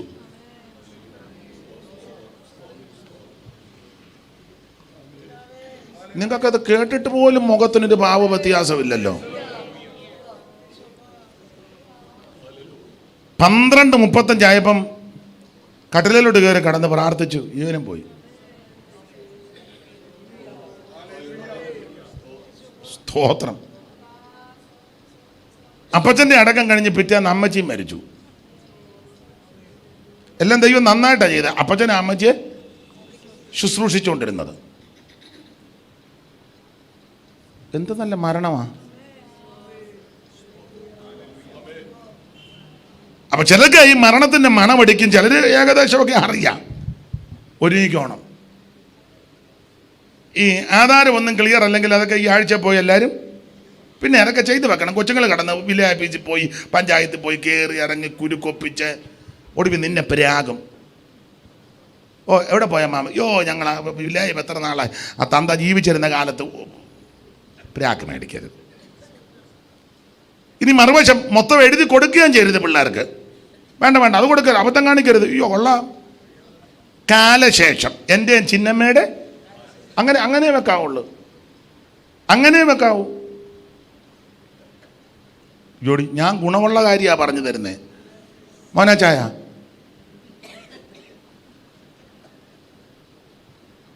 റോസമ്മാമയോടും കൂടാ. കാലശേഷം പിള്ളേരോട് വൈരാഗ്യം ഉണ്ടായിട്ടല്ല, സാഹചര്യം അങ്ങനെ. മക്കൾക്കെല്ലാം വീതം വെച്ച് കൊടുത്തിട്ട് മക്കളും ആരും ഇപ്പം അന്വേഷിക്കുന്നില്ല, അനാഥശാലയിൽ കിടക്കുന്നു. ഞാൻ ഈയിടെ ഒരാൾ പറഞ്ഞു, പേരൊന്നും പറഞ്ഞില്ല, ഞാൻ പറഞ്ഞ വീടും 10 സെൻറ്റും കൂടെ പേരിലെഴുതണം. എന്നിട്ട് വെണ്ടർക്കറിയാം, അവർക്ക് ആധാര ഭാഷയുണ്ട്, അവരെങ്ങനെ എഴുതിപ്പിക്കണം. എന്നെ നന്നായിട്ട് നോക്കുന്നവർക്കായിരിക്കും, അല്ല നോക്കുന്നവർ ഞാൻ നോക്കിയ ചങ്ങ് പോകും. ആധാരം ഇടുന്നവർക്ക് ഭാഷ അറിയാം കേട്ടോ, നമുക്കത്ര അറിയത്തില്ല. അവരത് നല്ല കോള് കൊള്ളിച്ച്, പിന്നെ നല്ല നല്ല മിടുക്കം വെണ്ടർമാരുണ്ട്.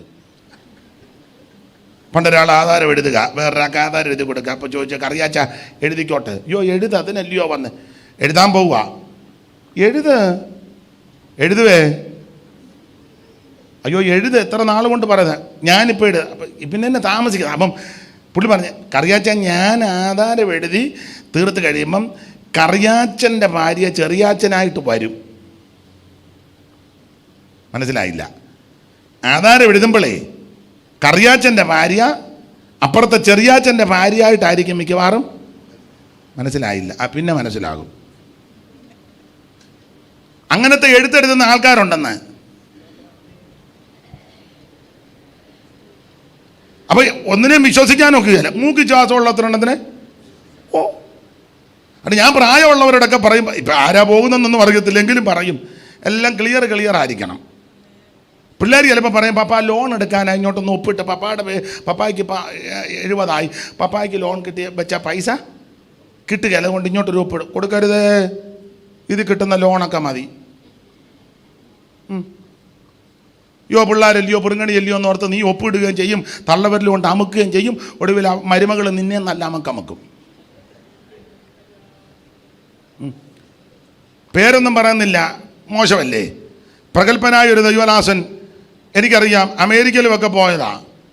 ദൈവമക്കൾ കൊടുത്ത നന്മയെല്ലാം കൊണ്ടുവന്ന് മോനും മരുമകളോട് പറഞ്ഞ് ഇങ്ങോട്ട് തന്നേക്കാം. മൊത്തം കൊടുത്തു. കിട്ടിയ പൈസ എല്ലാം കൊടുത്ത് വീടും വെപ്പിച്ചു. മരുമകളുടെ പേരിലെല്ലാം എഴുതി കൊടുത്തു. അവൾ നല്ല സൂത്രക്കാരിയായിരുന്നു. അമ്മായിയപ്പന് നല്ല ബൂസ്റ്റ് ഇട്ട കാപ്പി 5 എണ്ണം കൊടുത്തപ്പം ആരോ റൂട്ടിൻ്റെ ബിസ്ക്കറ്റും 3-4 പൂവമ്പഴവും. അപ്പം അമ്മായിയപ്പൻ ഓർത്ത് എന്നും ഇത് കിട്ടുമെന്ന് എഴുതി അങ്ങ് കൊടുത്തു. എഴുതി കൊടുത്തപ്പോൾ തനിനിറം വെളിപ്പെട്ടു. ഞാൻ ചെന്നപ്പം, പേര് സ്ഥലം ഒന്നും പറയുന്നില്ല, ചെന്ന് ഞാൻ ഒന്ന് കാണാൻ ചെന്നു. അന്തരീക്ഷം കണ്ടപ്പോൾ എനിക്ക് മനസ്സിലായി പരുവക്കേടാന്ന്. അപ്പോൾ എന്നാ, മോനും ഭാര്യയും 2 പിള്ളേരും, ഈ ദൈവദാസനും ഭാര്യയും, ഒരു വീട്ടിൽ 2 കഞ്ഞി.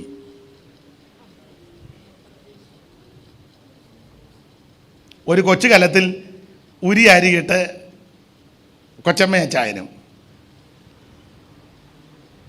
മരുമകളും മോനും 2 പിള്ളേർക്ക് അപ്പുറത്തെ കലത്തിൽ ഒരു അടുക്കളയിൽ മുള കുടച്ചതും ഉണക്കമീൻ വറുത്തതുമായിട്ട് പാസ്റ്ററും ഭാര്യയും, മീൻ കൂട്ടാനും മെഴുക്ക് പുരട്ടിയും കാച്ചിയമോരുമായിട്ട് അവർ ഡൈനിങ് ടേബിളിൽ, ഇവർ 2 പേരും ബെഡ്റൂമിനകത്ത്.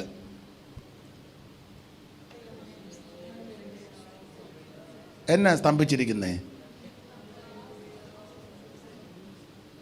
വൈരാഗ്യബുദ്ധി പറഞ്ഞു തന്നതല്ല, എല്ലാവരും അങ്ങനെ ആണെന്നുമല്ല. മാതാപിതാക്കളെ നല്ലതുപോലെ നോക്കുന്ന കുഞ്ഞുങ്ങളുണ്ട്. ഞങ്ങളുടെ ഒരു അച്ഛനുണ്ടായിരുന്നു, വലിയ ബുദ്ധിമാനാ പുള്ളി, വലിയ കാഞ്ഞ ബുദ്ധിമാനാ. 5 ആൺപിള്ളേരാ. പിള്ളേരെല്ലാം 1-2 അമേരിക്കയിലുണ്ട്. പിന്നെ നല്ല നിലയില്ല, പോട്ടെ, ചിലപ്പോൾ ഓൺലൈനിൽ കാണും. പുള്ളി ബുദ്ധിമാനാ.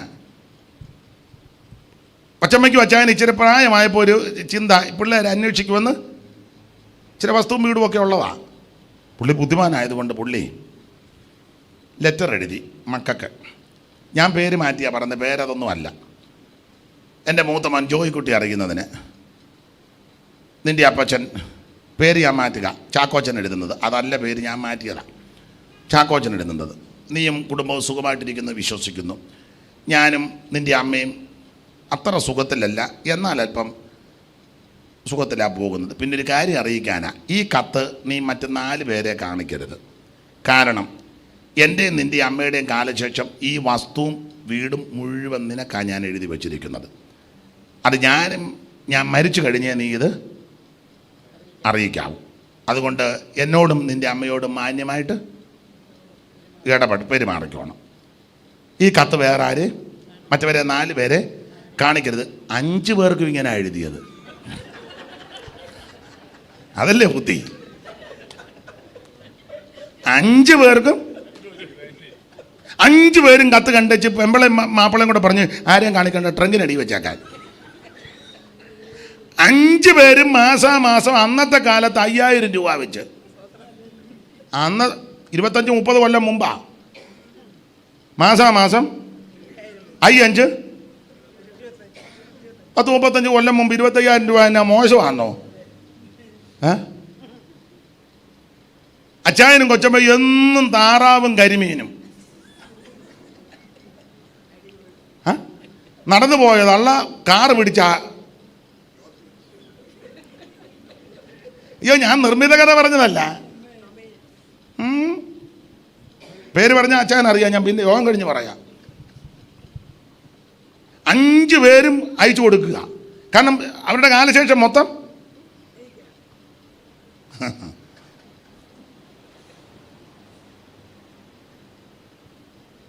രാജകീയമായിട്ട് അച്ചായനും കൊച്ചമ്മേ. പിന്നെ അങ്ങനെ ഇരുന്ന് അച്ചായൻ മരിച്ചു, എല്ലാവരും വന്നു. എല്ലാവരുടെയും കത്തിരിക്കല്ലേ, കത്തുമായിട്ടാണ് വന്നേ.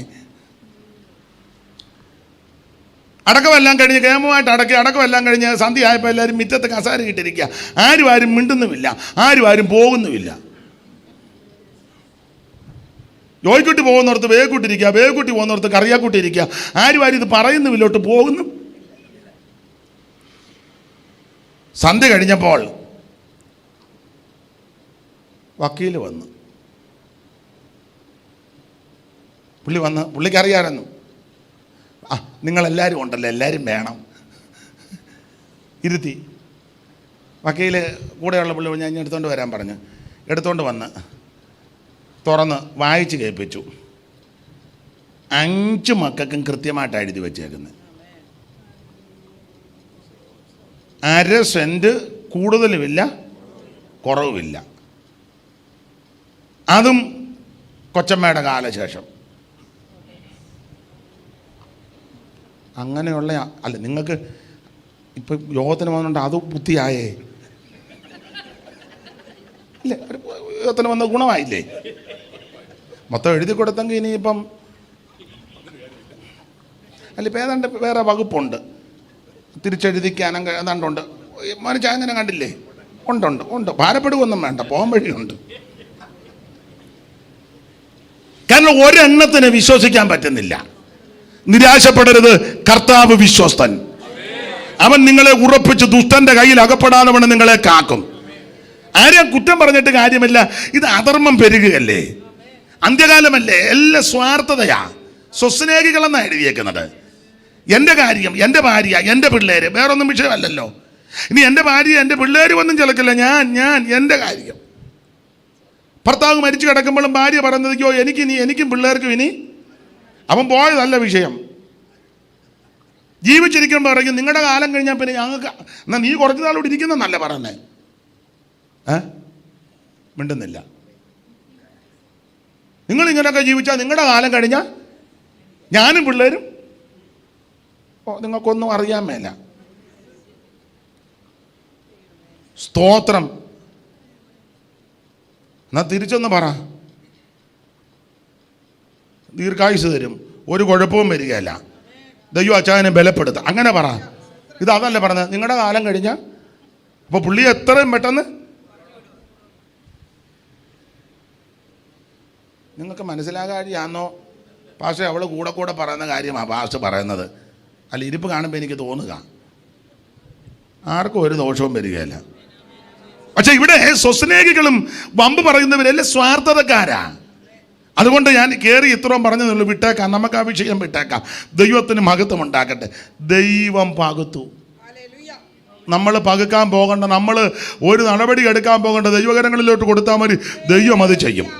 അപ്പോൾ അടുത്ത വിഷയത്തിലേക്ക് വരാം. ഉൽപ്പത്തി പുസ്തകം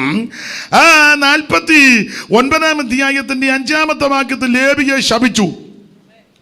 ശിമയോനും ലേവിയും സഹോദരന്മാർ അവരുടെ വാളുകൾ സാഹസത്തിന്റെ ആയുധങ്ങൾ എന്നുള്ളമേ അവരുടെ മന്ത്രണത്തിൽ കൂടരുതൻ, മനമേ അവരുടെ യോഗത്തിന് ചേരരുത്. അപ്പൊ ലേവിയെ ശപിച്ചു പ്രാഗി. എൻ്റെ ഭാഷ പറഞ്ഞാൽ ലേവി യോഗം വെച്ചാൽ പോകരുത്, നമ്മുടെ യോഗത്തിന് ഇവനെ വിളിക്കുകയും ചെയ്യരുത്, യവൻ്റെ യോഗത്തിന് നമ്മൾ. അങ്ങനെ ചില സഭക്കാരും ഒക്കെ ഉണ്ട്. അപ്പുറം ഒരു കൺവെൻഷൻ വെക്കുമ്പോൾ ഉടനെ ഇവിടെ യോഗം വെക്കുക. അതിൻ്റെ കാര്യം എന്നാ? അങ്ങോട്ട് പോകാതിരിക്കാനാ. ഈ ഗുണമുള്ള കേസല്ല. എടാ, ദേശത്ത് ആരും ആയിക്കോട്ടെ ഒരു യോഗം വെക്കുമ്പോൾ എല്ലാവരും കൂടെ ചേർന്ന് ദൈവത്തെ മഹത്വപ്പെടുത്തണം. അതാ ഒരു ദൈവവൈതലിന് ഭൂഷണം. അങ്ങനെ ചെയ്യാവൂ.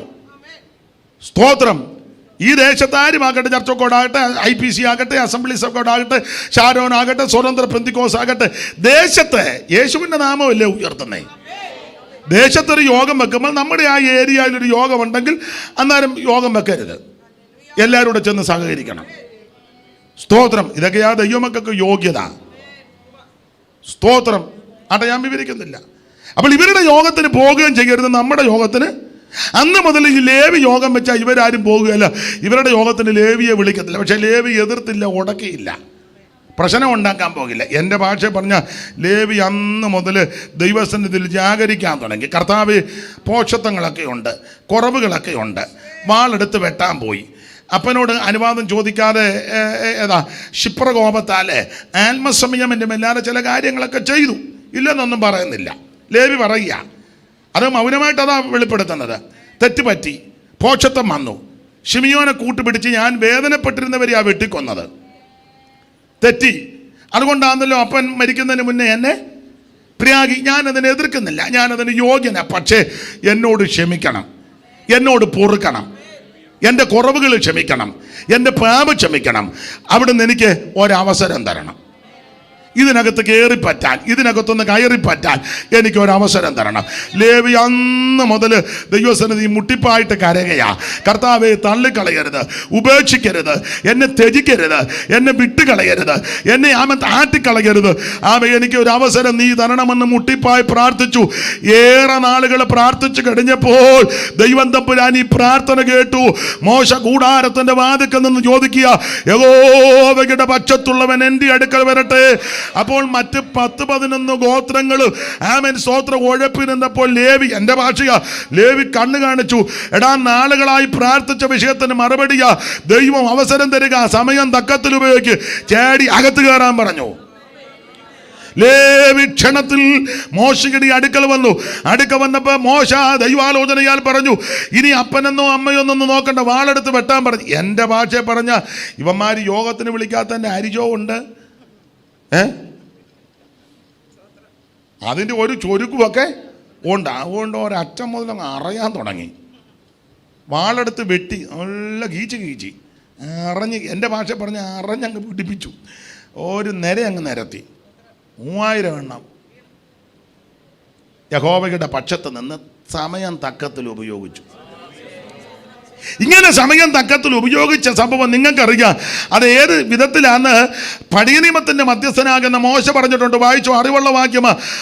അതിൻ്റെ 33-ാം അധ്യായത്തിൻ്റെ 8-ാം വാക്യമല്ലേ? ആവർത്തനം 32-ന്റെ 8 33-ന്റെ 8 ലേവിയെക്കുറിച്ച് അവൻ പറഞ്ഞത് 8. ലേവിയെക്കുറിച്ച് അവൻ പറഞ്ഞത്, നിന്റെ തുമ്മീമും ഊറീമും നിൻ ഭക്തന്റെ പക്കലിരിക്കുന്നു അടുത്തത്, നീ മസകിൽ വെച്ച് പരീക്ഷിക്കുകയും കലകജലത്തിങ്കിൽ പോരുകയും ചെയ്തവന്റെ അടുത്ത വാക്യം, അവൻ അപ്പനെയും അമ്മയെയും കുറിച്ച് ഞാൻ അവനെ കണ്ടില്ല എന്ന് പറഞ്ഞാൽ, ഈ യഹോവയുടെ പക്ഷത്തുള്ളവൻ മാറി നിൽക്കാൻ പറഞ്ഞപ്പോൾ സമയം തക്കത്തിൽ ഉപയോഗിച്ച് വാളെടുത്ത് നിന്നിട്ട് ഇവൻ അപ്പനെന്നും അമ്മയൊന്നും കണ്ടില്ല. എന്ന് പറഞ്ഞാൽ ശുശ്രൂഷയ്ക്ക് അങ്ങോട്ട് നിന്നപ്പോൾ അപ്പനാണോ അമ്മയാണോ പെങ്ങളാണോ അളിയനാണോ എന്ന് നോക്കിയില്ല. അപ്പനെന്നും അമ്മയൊന്നും കണ്ടില്ല. പിന്നെ സഹോദരന്മാരെ ആ വിഷയത്തിൽ ആദരിച്ചല്ലയോ കാളക്കുട്ടി ഉണ്ടാക്കി എൻ്റെ ഉപ്പാപ്പന അല്ലെ എൻ്റെ ചേട്ടന അവനിട്ട് എങ്ങനെ വെട്ടുന്ന കണ്ണടച്ച് പിടിച്ച് വെട്ടി. സഹോദരന്മാരെന്നും അവൻ പിന്നെ സ്വന്തം മക്കളെന്നും അവൻ ഓർത്തില്ല. പിന്നെ നിന്റെ വചനം പ്രമാണിച്ചു നിയമം കാത്തു നിർത്തിക്കേ. സമയം തക്കത്തിൽ ഉപയോഗിച്ചു. വാളെടുത്ത് അപ്പനെന്ന് ഓർത്തില്ല, അമ്മയെന്ന് ഓർത്തില്ല, സഹോദരന്മാരെന്ന് ഓർത്തില്ല, സ്വന്തം മക്കളാണെന്ന് ഓർത്തില്ല. വചനം പ്രമാണിച്ച് നിയമം കാത്തു. ഞാൻ എന്നെയും കൂടെ പ്രതിയാക്കി പറയുക, ശുശ്രൂഷയ്ക്കായിട്ട് സ്റ്റേജിൽ കയറിയാൽ അപ്പനാണെന്ന് നോക്കണ്ട, അമ്മയാണെന്ന് നോക്കണ്ട, മക്കളാണെന്ന് നോക്കണ്ട, സഹോദരനാ സഹോദരിയാ ഭാര്യയുടെ അനിയത്തിയാ ചേടത്തിയാ അമ്മാച്ചനാ ഉപ്പാപ്പനാ കുടുംബത്തിലെ ഇതൊന്നും ശുശ്രൂഷയിൽ വിഷയമല്ല. ഇത് കഴിയുമ്പോൾ അവരെ ബഹുമാനിക്കുകയും ആദരിക്കുകയും ഒക്കെ ചെയ്തോണം. പക്ഷേ ശുശ്രൂഷ ദൈവികമാ. ശുശ്രൂഷയിൽ ബന്ധമൊന്നുമില്ല. അളിയനാ ഉപ്പാപ്പനാ കൊച്ചപ്പനാ എൻ്റെ ഏട്ടനാ എൻ്റെ കസിനാ ആ കുന്തം. വചനം പ്രമാണിക്കണം, നിയമം കാക്കണം. ലേവി അത് കാത്തു. ലേവി നിയമം കാത്തു, വചനം പ്രമാണിച്ചു. ദീർഘനാളുകളായി പ്രാർത്ഥിക്കുകയായിരുന്നു, ദൈവമേ ഒരു സമയം തരണം, എന്നെ തള്ളിക്കളയരുത്, ഉപേക്ഷിക്കരുത്, എനിക്ക് അവസരം തരണം. ദൈവം പ്രാർത്ഥന കേട്ടു.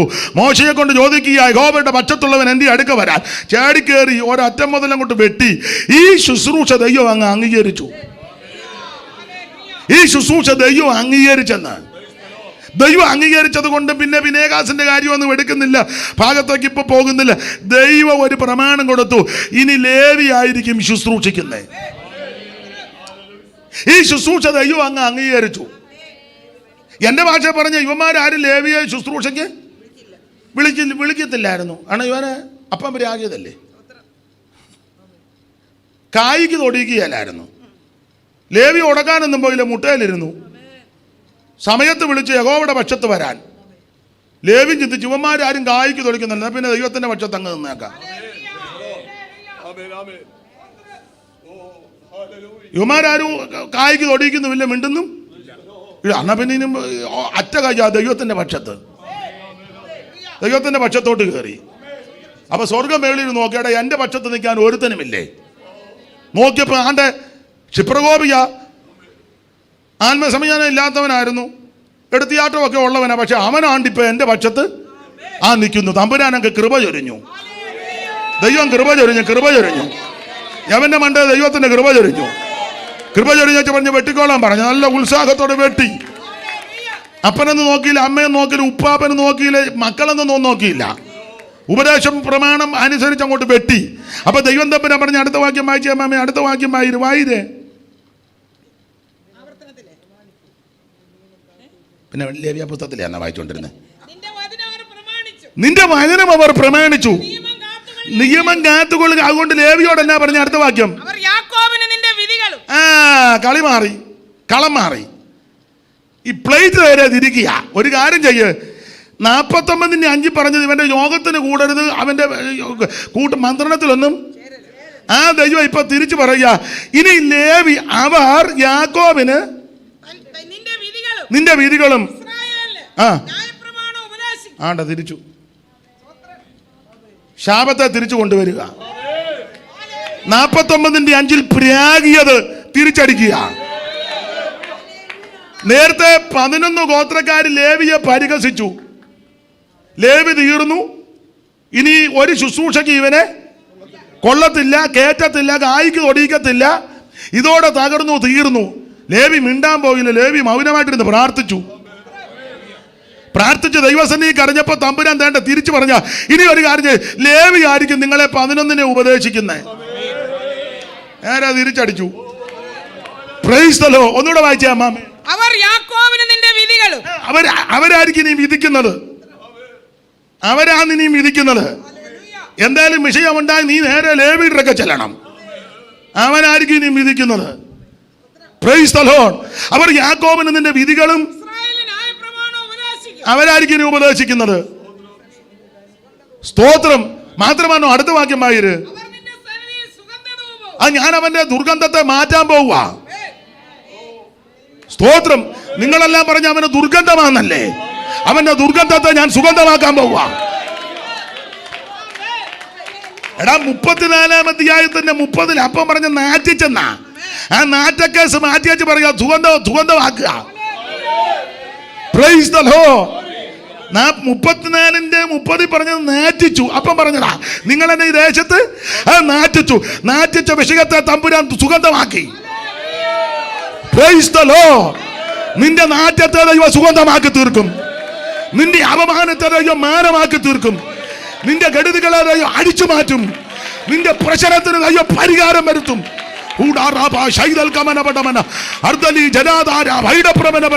ഇന്ന് രാത്രി വിടുതലേറ്റെടുക്ക്. വചനത്തിന്റെ വിടുതൽ. നിനക്ക് വിരോധമായിട്ടുണ്ടാക്കുന്ന ആയുധം ഫലിക്കത്തില്ല. ദൈവം നിനക്ക് വേണ്ടി വഴി തുറക്കും. ദൈവം തുറന്നാൽ ആരും അടക്കത്തില്ല. ഇന്ന് രാത്രി ദൈവത്തിന്റെ പൈതലെ നിന്റെ നാറ്റത്തെ മാറ്റി സുഗന്ധ ധൂപമാക്കി ദൈവം തീർക്കും.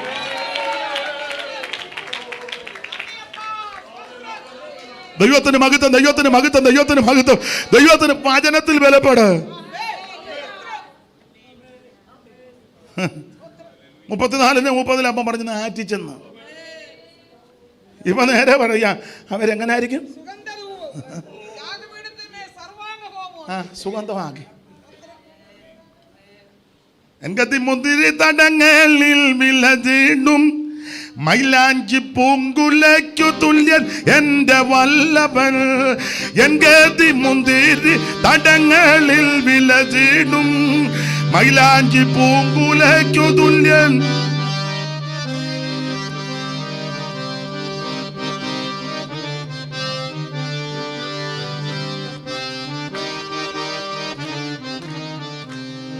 എങ്കതി മുന്തിരി തടങ്ങളിൽ വിലചീടും മൈലാഞ്ചി പൂങ്കുലയ്ക്കു തുല്യൻ എന്റെ വല്ലഭൻ. സൗരഭ്യവാസന തൂകിടുന്നിതാ.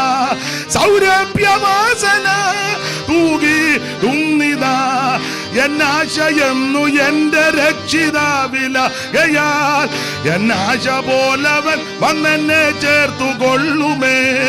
എന്നാശയെന്നു എന്റെ രക്ഷിതാവിലകയാൽ എന്നാശ പോലവൻ വന്നെന്നെ ചേർത്തുകൊള്ളുമേ.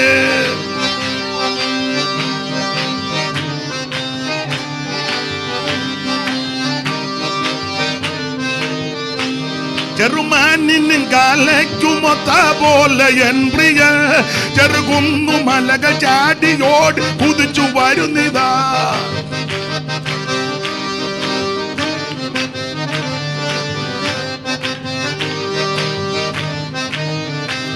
ചെറുമാനിൻ കാലയ്ക്കുമൊത്ത പോലെ എൻ പ്രിയ ചെറുകുന്നു മലക ചാടിയോട് കുതിച്ചു വരുന്നിതാ. നോക്കിയിടുന്നിതാ കിളിവാതിൽ വഴി. കിളിവാതിൽ വഴി. എന്നാശയെന്നു എന്റെ രക്ഷിതാവിലകയാൽ എന്നാശ പോലവൻ വന്നെന്നെ ചേർത്തുകൊള്ളുമേ. എന്നാശയെന്നും എന്റെ രക്ഷിതാവിൽ എന്നാശ പോലവൻ വന്നെന്നെ ചേർത്തുകൊള്ളുമേ.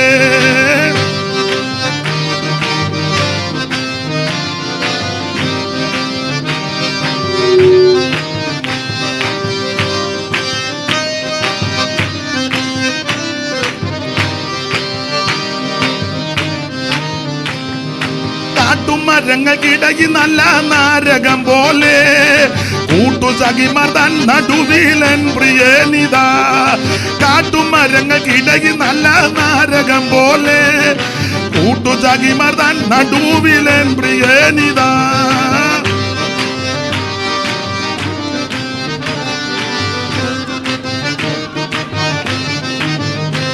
ഓ കാട്ടുമരങ്ങൾക്കിടയിൽ നല്ല നാരകം പോലെ കൂട്ടുസഖിമാർ തൻ നടുവിലൻ പ്രിയനിതാ. ചന്ദ്രതുല്യമായി ശോഭിച്ചിടുന്നു.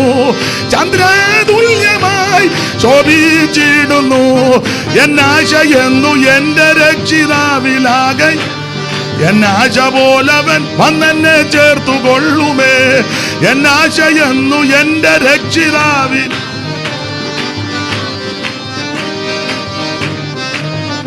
ഓ എൻ ആശയെന്നു എന്റെ രക്ഷിതാവിലാകെ ഉറി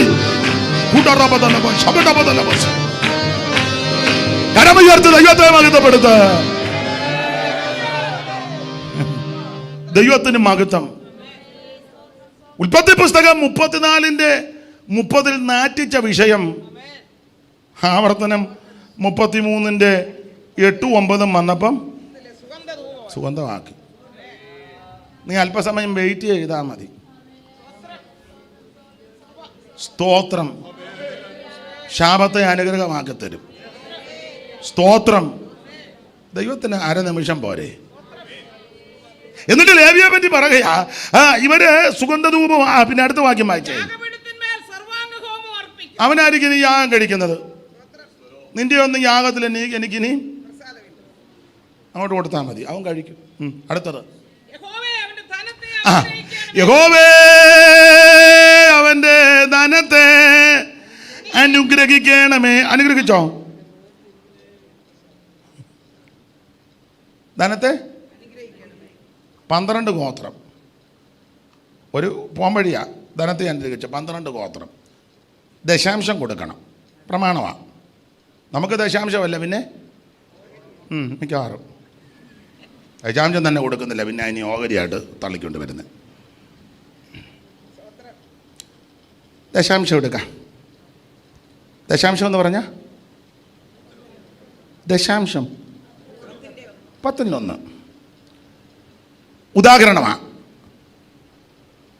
100 രൂപ ദശാംശം 10 രൂപ.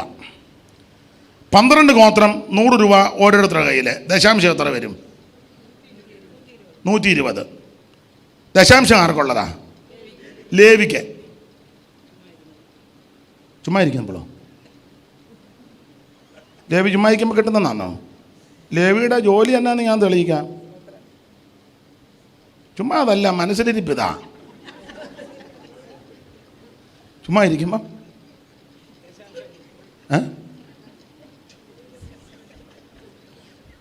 ചുമ്മാ ഇരിക്കുകയാണ്. ഇതൊക്കെ മനസ്സിൽ വെച്ചോണ്ടായി ഫ്രണ്ടി വന്ന് ചുമ്മാ ഇരിക്കുക. ഞാൻ ദേവിക്ക് എന്തെല്ലാം പണിയുണ്ടെന്നറിയാവോ? അല്ല, ചിലക്കൊരു ധാരണയുണ്ട്, ഉപദേശമാര് ചുമ്മാ നല്ല ഏലായി.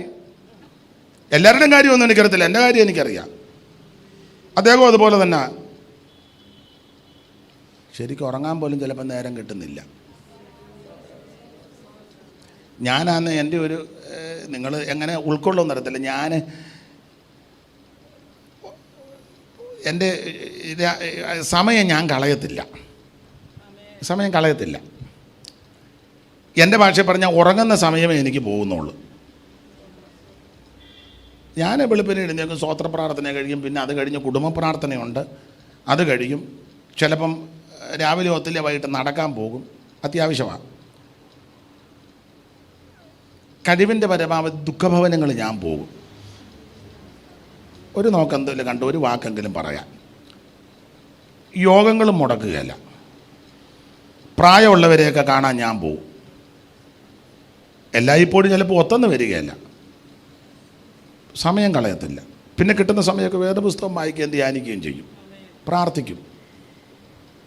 ചിലപ്പോൾ വണ്ടിക്കകത്തിരുന്നായിരിക്കും പ്രാർത്ഥന. വണ്ടി ദൂരയാത്രയാണെങ്കിൽ ഇഷ്ടം പോലെ സമയം കിട്ടും പ്രാർത്ഥിക്കാൻ. അവൻ വണ്ടിക്കകത്തിരുന്ന് പ്രാർത്ഥിച്ച് അന്നേരം എല്ലാവരും വഹിച്ച് ഞാൻ പ്രാർത്ഥിക്കും. സമയം കളയത്തില്ല. പിന്നെ ചുമ്മാ ഇരുന്ന് കാശ് മേടിക്കുന്ന അമ്മാമ്മയുടെ ചിന്ത, അത് തെളിയിക്കാം. ഇപ്പം ഒത്തിരി ഒന്നും അറിയത്തില്ലെങ്കിൽ 5-6 വാക്കിലും കാണാതെ പഠിക്കണ്ടേ? നിങ്ങളെപ്പോലുള്ളവരാ വായിച്ചു തരുന്നത്. ഇച്ച പഠിച്ചാൽ നിങ്ങൾ വെച്ചേക്കുമോ? അപ്പോൾ അത് തിട്ടം വേണ്ടേ? പിന്നെ ചുമ്മാ ഇരിക്കാമെന്നോ? പിന്നെ ഈ പാട്ടൊക്കെ തെറ്റാതെ പാടണ്ടേ? ചുമ്മാ ഇരിക്കാമെന്നോ?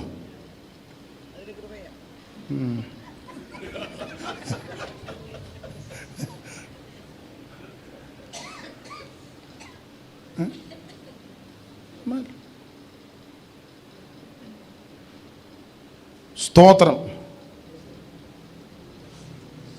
അവിടെ ഞാൻ എല്ലാ ഭാഗവും വിവരിക്കുന്നില്ല. അപ്പം ഇത് ലേവിക്ക് ദൈവം അവൻ്റെ ധനത്തെ അനുഗ്രഹിക്കണം. 12 ഗോത്രങ്ങൾ 10 രൂപ വെച്ചുകൊണ്ട് ഉദാഹരണമാണ് കൊടുത്തപ്പം പിന്നെ ആലയത്തിൽ എത്ര വന്നു? 120. ലേവിക്ക കൊടുത്തവൻ എത്രയുണ്ട്? 90. അമ്മാമ്മയുടെ ഭാഷ പറഞ്ഞാൽ ചുമ്മാ നിന്നവന്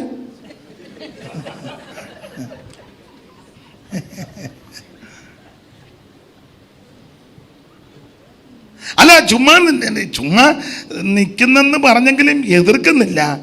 ഒത്തിരി കരഞ്ഞതാ, ഒത്തിരി പ്രാർത്ഥിച്ചതാ. ഇപ്പം നിന്ന് 120 മേടിക്കുന്നത് കാണുന്നുണ്ട്. പക്ഷെ ഒന്നുമില്ലാതിരുന്ന് ഇവരാരും കായ്ക്ക് തൊടിയിക്കാതെ, ഇവന്റെ യോഗത്തിന് ചേരാതെ, അവരുടെ യോഗത്തിന് വിളിക്കാതെ, അത് സ്വർഗം കണ്ടു. ദൈവത്തിന് മഹത്വം. Price the Lord. നീ ദൈവത്തിന് വേണ്ടി നിവരെ നിന്നാൽ ദൈവം നിന്നെ ഉയർത്തും.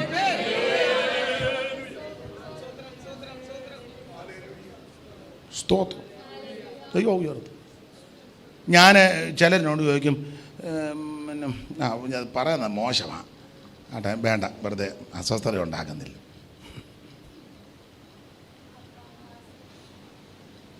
ദൈവത്തിന് മഹത്വം. ആ ഭാഗം വിടുക, വേണ്ട, വെറുതെ. ലൈവാന്ന് എല്ലാം നോക്കിയിരിക്കുക, വെറുതെ ഉള്ള ഇങ്ങനെ കഴുകം കണ്ണുമായിട്ടായിരിക്കുന്നു. ദൈവത്തിന് മഹത്വം. ഒരു കാര്യം പറയാം, ഒറ്റ കാര്യം. ഞാൻ മറ്റുള്ളവരെ ആരെയും വിധിക്കുകയല്ല കേട്ടോ, തെറ്റിദ്ധരിക്കരുത്, പ്രയാസപ്പെടരുത്. പുള്ളി അങ്ങനെ പറഞ്ഞല്ലോ, അങ്ങനെയല്ല, ഞാൻ എൻ്റെ രീതിയാണ് പറഞ്ഞത് കേട്ടോ. ചിലനോട് ചോദിക്കും, വീട് വെച്ചില്ലയോ, വസ്തു മേടിച്ചില്ലയോ, എന്നെ വെക്കാത്തേ? എനിക്കെന്നെ വെക്കാൻ അറിയാൻ മേലായിട്ടാണോ? വെച്ചതിന് ഞാൻ എതിർക്കുകയല്ല, അത് സാഹചര്യം അനുസരിച്ച് ചെയ്തോണം. പക്ഷെ ഞാൻ എന്നെ കൊണ്ടങ്ങോട്ട് ഒക്കുന്നില്ല. ഇപ്പം അത്ര പറയുന്നുള്ളൂ. വെച്ചത് തെറ്റാന്നോ പാപമാണോ ചെയ്യരുതെന്നല്ല, ഞാനിതിനെ എതിർക്കുന്ന ആളല്ല. പക്ഷെ എൻ്റെ ചെറിയ അനുഭവത്തിൽ അങ്ങോട്ട് പറ്റുന്നില്ല. അതിന് കാരണം കൂടെ പറയാം. ഞാനിങ്ങനെ പല കാര്യം നോക്കുമ്പോഴെല്ലാം പലരും അർഹതപ്പെട്ടതായിട്ട് എനിക്ക് തോന്നുന്നത് കൊണ്ടാണ്. വീട് വെച്ചത് തെറ്റാന്നോ പാപമാണോ നിങ്ങൾ വെക്കരുതെന്നല്ല എൻ്റെ വാദം. അത് വെക്കണമെന്നാണ് എൻ്റെ വാദം.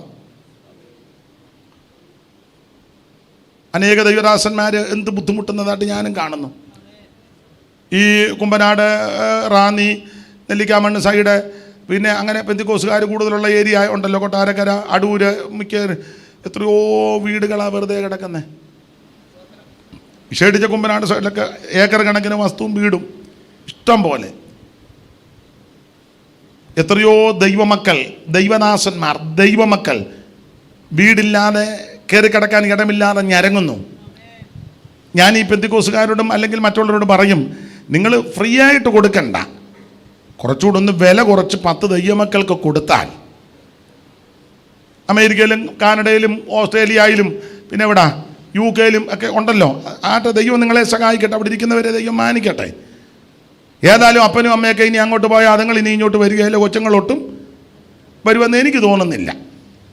അപ്പം എത്രയോ 100 കണക്കിന് ദൈവമക്കൾ 1 സെൻറ്റ് ഭൂമി പോലും ഇല്ലാതെ ഭാരപ്പെടുന്നു. ഫ്രീ ആയിട്ട് കൊടുക്കുന്നവരുണ്ട്, ഇല്ലെന്നൊന്നും പറയത്തില്ല, കൊടുക്കുന്ന ധാരാളം പേരുണ്ട്. ഇനി ചിലക്കത് ഒക്കത്തില്ലെങ്കിൽ അല്പം വില കുറച്ച് കൊടുക്ക്. അതിൻ്റെ കാരണം പറയാം. അങ്ങനെ കൊടുത്താൽ 10 ദൈവമക്കൾ അവിടെ വന്ന് പാർക്കട്ടെ. ഒന്നുമില്ലെങ്കിൽ സന്ധ്യയാകുമ്പോൾ പാട്ടും പ്രാർത്ഥനയും സ്തോത്രവും ഉയരുമല്ലോ. അതല്ലാതെ മറുവിധത്തിലാ പോകുന്നെങ്കിൽ പാട്ടും പ്രാർത്ഥനയും സ്തോത്രമല്ല ഉയരാൻ പോകുന്നത്, വേറെ പലതും ഉയരും. അതെല്ലാം ഇപ്പം എനിക്ക് പറയാനൊക്കത്തില്ല. അല്ല, ഇപ്പം തുടങ്ങി കുറച്ച് കാലം കൂടെ കഴിയട്ടെ. കർത്താവ് വരാൻ താമസിച്ചാൽ ആരാധനയും പ്രാർത്ഥനയും തമ്പേറടി നടന്ന വീട്ടിലൊക്കെ ആ വീട് ചിലപ്പോൾ പൊളിച്ചേച്ച് അവിടെ വേറെ പലതും ഉയർന്നു വരും. അതിനിട വരുത്തരുതെന്ന എൻ്റെ പക്ഷം. ഇപ്പം അത്രയോ പറയുന്നുള്ളൂ. ദൈവത്തിന് മഹത്വം. നമുക്ക് ആ ഭാഗം വിട്ടേക്കാം. ലേവിയുടെ ധനത്തെ ദൈവം അനുഗ്രഹിച്ചു. പിന്നെ അവന്റെ പ്രവൃത്തിയിൽ പ്രസാദിക്കണം. ചുരുക്കി പറഞ്ഞാൽ സമയം ലേവി തക്കത്തിൽ ഉപയോഗിച്ചപ്പോൾ ഇവന്റെ ശാപത്തെ അനുഗ്രഹമാക്കി, ഇവന്റെ ദുർഗന്ധത്തെ സുഗന്ധമാക്കി. ഇന്ന് രാത്രി ഞാനും നിങ്ങളും ലഭിക്കുന്ന സമയം തക്കത്തിൽ ഉപയോഗിച്ചാൽ നിന്റെ ശാപത്തെ അനുഗ്രഹമാക്കും, നിന്റെ ദുർഗന്ധത്തെ ദൈവം സുഗന്ധമാക്കി തീർക്കും.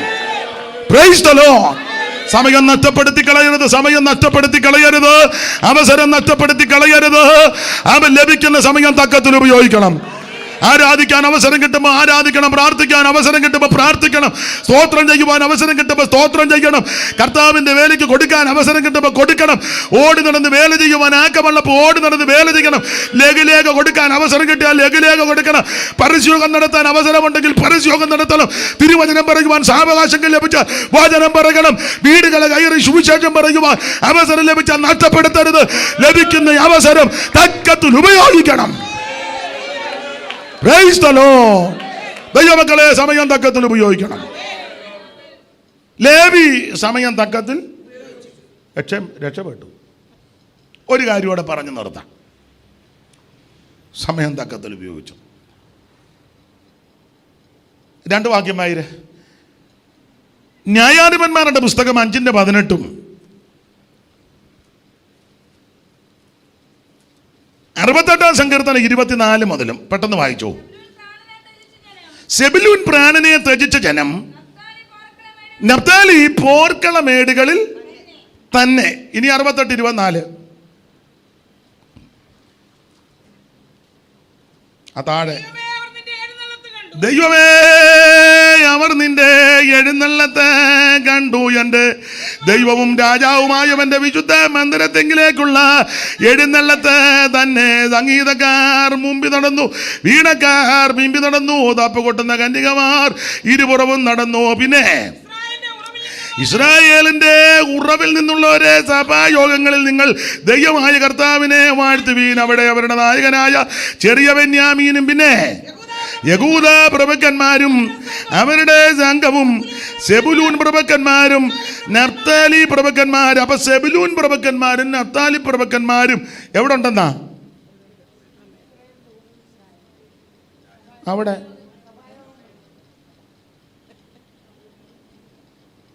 സഭായത്തിനുണ്ടെന്ന്.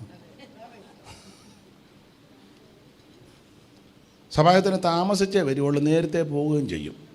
ഇപ്പോഴത്തെ നഫ്താലിയും സെബുലൂനും താമസിച്ച് വന്ന് പമ്മി ഇരിക്കുന്ന കാണാം, കുറുക്കൻ ഇരിക്കും പോലെ. ഒടുവിലത്തെ പാട്ട് പാടുമ്പം നീ രക്ഷപ്പെടുന്നതായിട്ട് കാണുന്നില്ല. ഇവിടെ സെബുലൂനും നഫ്താലിയും ഉണ്ട്. ഇതിന്റെ പശ്ചാത്തല ഭാഗം നിങ്ങൾക്കറിയാം. പെട്ടകം ഇങ്ങോട്ട് കൊണ്ടുവരിക. ന്യായാധിപന്മാർ 5:18-19 സെബുലൂൻ പ്രാണനെ ത്യജിച്ച ജനം നഫ്താലി പോർക്കളമേടുകൾ തന്നെ. ഇത് വിസ്തരിച്ച് പറയേണ്ടതാ, വാക്യങ്ങളൊക്കെ ചേർത്ത് കോർത്തിണക്കണം. അതിനിന്നും മുതിരുന്നില്ല, നിങ്ങൾക്ക് ആ ഭാഗമൊക്കെ അറിയാം. ന്യായാധിപന്മാർ 5-ാം അധ്യായത്തിലെ വിഷയം 4-5 ദബോരയുടെ ചരിത്രം പറഞ്ഞ് സീസരയുമായുള്ള യുദ്ധമാണ്.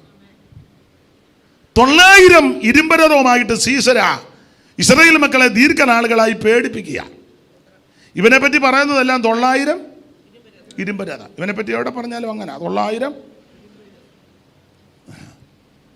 ഇസ്രായേലെല്ലാം പേടിച്ചരണ്ടിരിക്കുക. ഈ സന്ദർഭത്തിൽ വിസ്തരിക്കുന്നില്ല. ലപ്പീദോത്തിന്റെ ഭാര്യ ദബോര, ഭർത്താവ് ലപ്പീദോത്ത്, ഭാര്യ ദബോര. അർത്ഥവിധ തീപ്പന്തോ തേനീച്ചയും. പെമ്പളയുടെയും മാപ്പിളയുടെയും പേരിൻ്റെ അർത്ഥം തീപ്പന്തോ തേനി. ഒരു വീട്ടിലാ തീപ്പന്തോ. നമ്മുടെ വീട്ടിൽ തേനീച്ച കണ്ടമാനമുണ്ട്. കുത്തി ഊപ്പാട് നീര് വെച്ച വീർത്തിരിക്കും. ചില സഹോദരന്മാർ എന്നാ പറ്റും, നല്ല കുത്ത് കിട്ടിയതാ. എന്നാൽ നമ്മൾ പറയാം പല്ലെടുത്തതാ. പല്ലെടുത്തോ നല്ല തള്ള കുത്തിയതാ.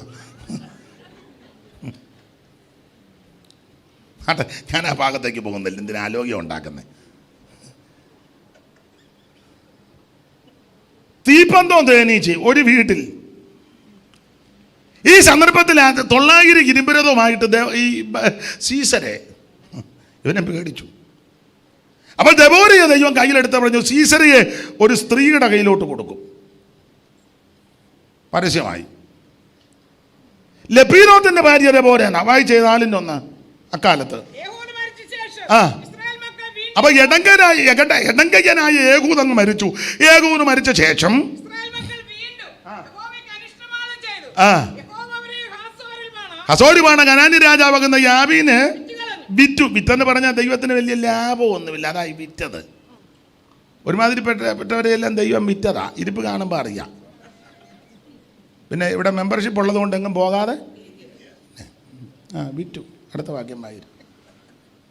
അവന്റെ സേനാപതി ആ. ജാതികളുടെ ഹരോശേത്തിൽ പാർത്തിരുന്ന സീസനായിരുന്നു. ആ അവന് 900 ഇരുമ്പുരഥം ഉണ്ടായിരുന്നു. 900 ഇരുമ്പരഥമുണ്ടായിരുന്നു. പിന്നെ ഇസ്രായേൽ മക്കളെ 20 സംവത്സരം ഉം. കഠിനമായി ഞെരുക്കിയതുകൊണ്ട് ആ. ഇസ്രായേൽ മക്കളെ യഹോവയോട് നിലവിളിച്ചു. അടുത്തത് അക്കാലത്ത് അക്കാലത്ത് ലപ്പീദോത്തിന്റെ ഭാര്യയായ ദെബോരയെന്ന പ്രവാചകി ദെബോര എന്ന പ്രവാചകി. ന്യായപാലനം ചെയ്തു. അടുത്തത് അവൾ എഫ്രയീം പർവ്വതത്തിൽ ആ. രാമയ്ക്കും ബെഥേലിനും മധ്യേയുള്ള ആ. ദെബോരയുടെ ദെബോരയുടെ ഈന്തപ്പനയിൽ ആരിയ്ക്കുന്നു? ദെബോര ദെബോര ഇരിക്കുന്നു.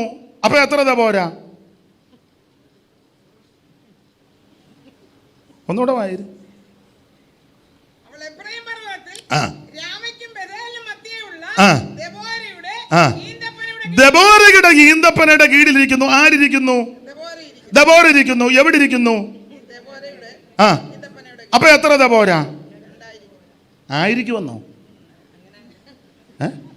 വായിച്ചപ്പോൾ അങ്ങനെ മനസ്സിലായി.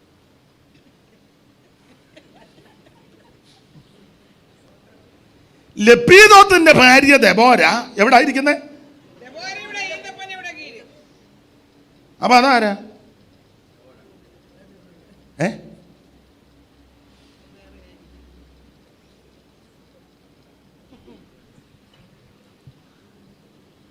ഒറ്റവാക്കി പറഞ്ഞെങ്കിൽ വിട്ടേക്കാൻ നേരമില്ല. ഇസഹാക്ക് മരിച്ചു. ഇസഹാക്കിന്റെ ഭാര്യ റിബേക്കായും മരിച്ചു. റിബേക്കായ്ക്കും ഇസഹാക്കിനും 2 പിള്ളേര്. ആരാ?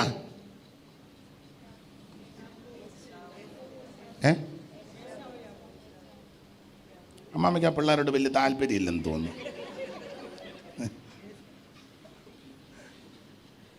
യേശാവും ഒരുത്തൻ ആദ്യം പുറത്ത് വന്ന് ചുമന്നവനാ. മറ്റവൻ അവന്റെ ഇവന്മാർ അകത്ത് കിടന്നപ്പോഴും പ്രശ്നമായിരുന്നു. ചിലത് അകത്തും പ്രശ്നമാ, സഭയിൽ വന്നാലും ഇവൻ പ്രശ്നമാ, ഇട്ടിയപ്പാറ ചെന്നാലും. വിട്ടേക്കാം. അപ്പോൾ ഈ റിബേക്ക മരിച്ചപ്പോൾ യാക്കോബിന് അമ്മയുടെ അടക്കത്തിന് കൂടാൻ ഒത്തില്ല. അന്ന് യാക്കോബ് ബന്ധുവീട്ടില.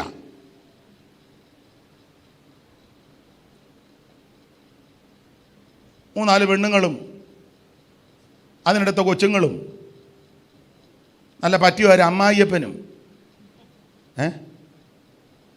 നല്ല പറവൂക്കോളുള്ള അളിയന്മാരും.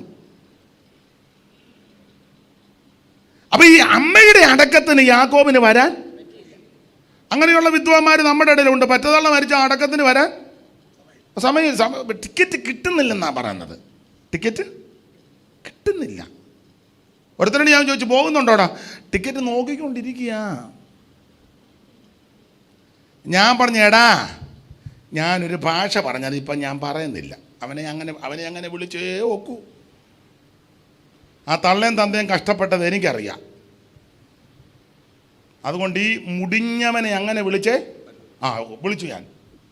ഇപ്പം നിങ്ങൾക്ക് ഇത് എന്നെ വിളിച്ചെന്ന് യോഗം കഴിയുമ്പോൾ പറയാം. ഞാൻ പറഞ്ഞടാ, നിൻ്റെ തന്തയും തള്ളയെ ഉണ്ടാക്കിയ സ്വത്തിൻ്റെ ആ റോഡ് സൈഡ് കിടക്കുന്ന 1 സെൻറ്റ് വിട്ടാൽ മതി, നിനക്ക് 5 ടിക്കറ്റിനുള്ള കാശ് കിട്ടും. നീ ഉണ്ടാക്കിയത് വിൽക്കണ്ട. നിൻ്റെ പെമ്പള നേഴ്സ അവിടതും വിൽക്കണ്ട. ആ തന്തയും തള്ളയെ ഉണ്ടാക്കിയിട്ട വസ്തുവിൻ്റെ റോഡ് സൈഡ് കിടക്കുന്ന 1 സെൻറ്റ് വിറ്റാൽ നിനക്ക് 5 ടിക്കറ്റിൻ്റെ പൈസ കിട്ടും. പിന്നെയും കുത്തിയിരിക്കുക മുതുപാതിരായിക്ക് ടിക്കറ്റ് വില കുറവ് കിട്ടു വന്നു. അങ്ങനത്തെ അവന്മാരുണ്ട്.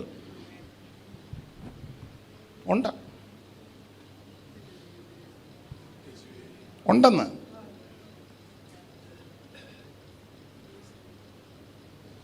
ഭാര്യയുടെ അമ്മ മരിച്ച അവൻ അന്നേരം എവിടെ വരും? അവൻ്റെ അമ്മ മരിച്ച മിണ്ടുന്നില്ല.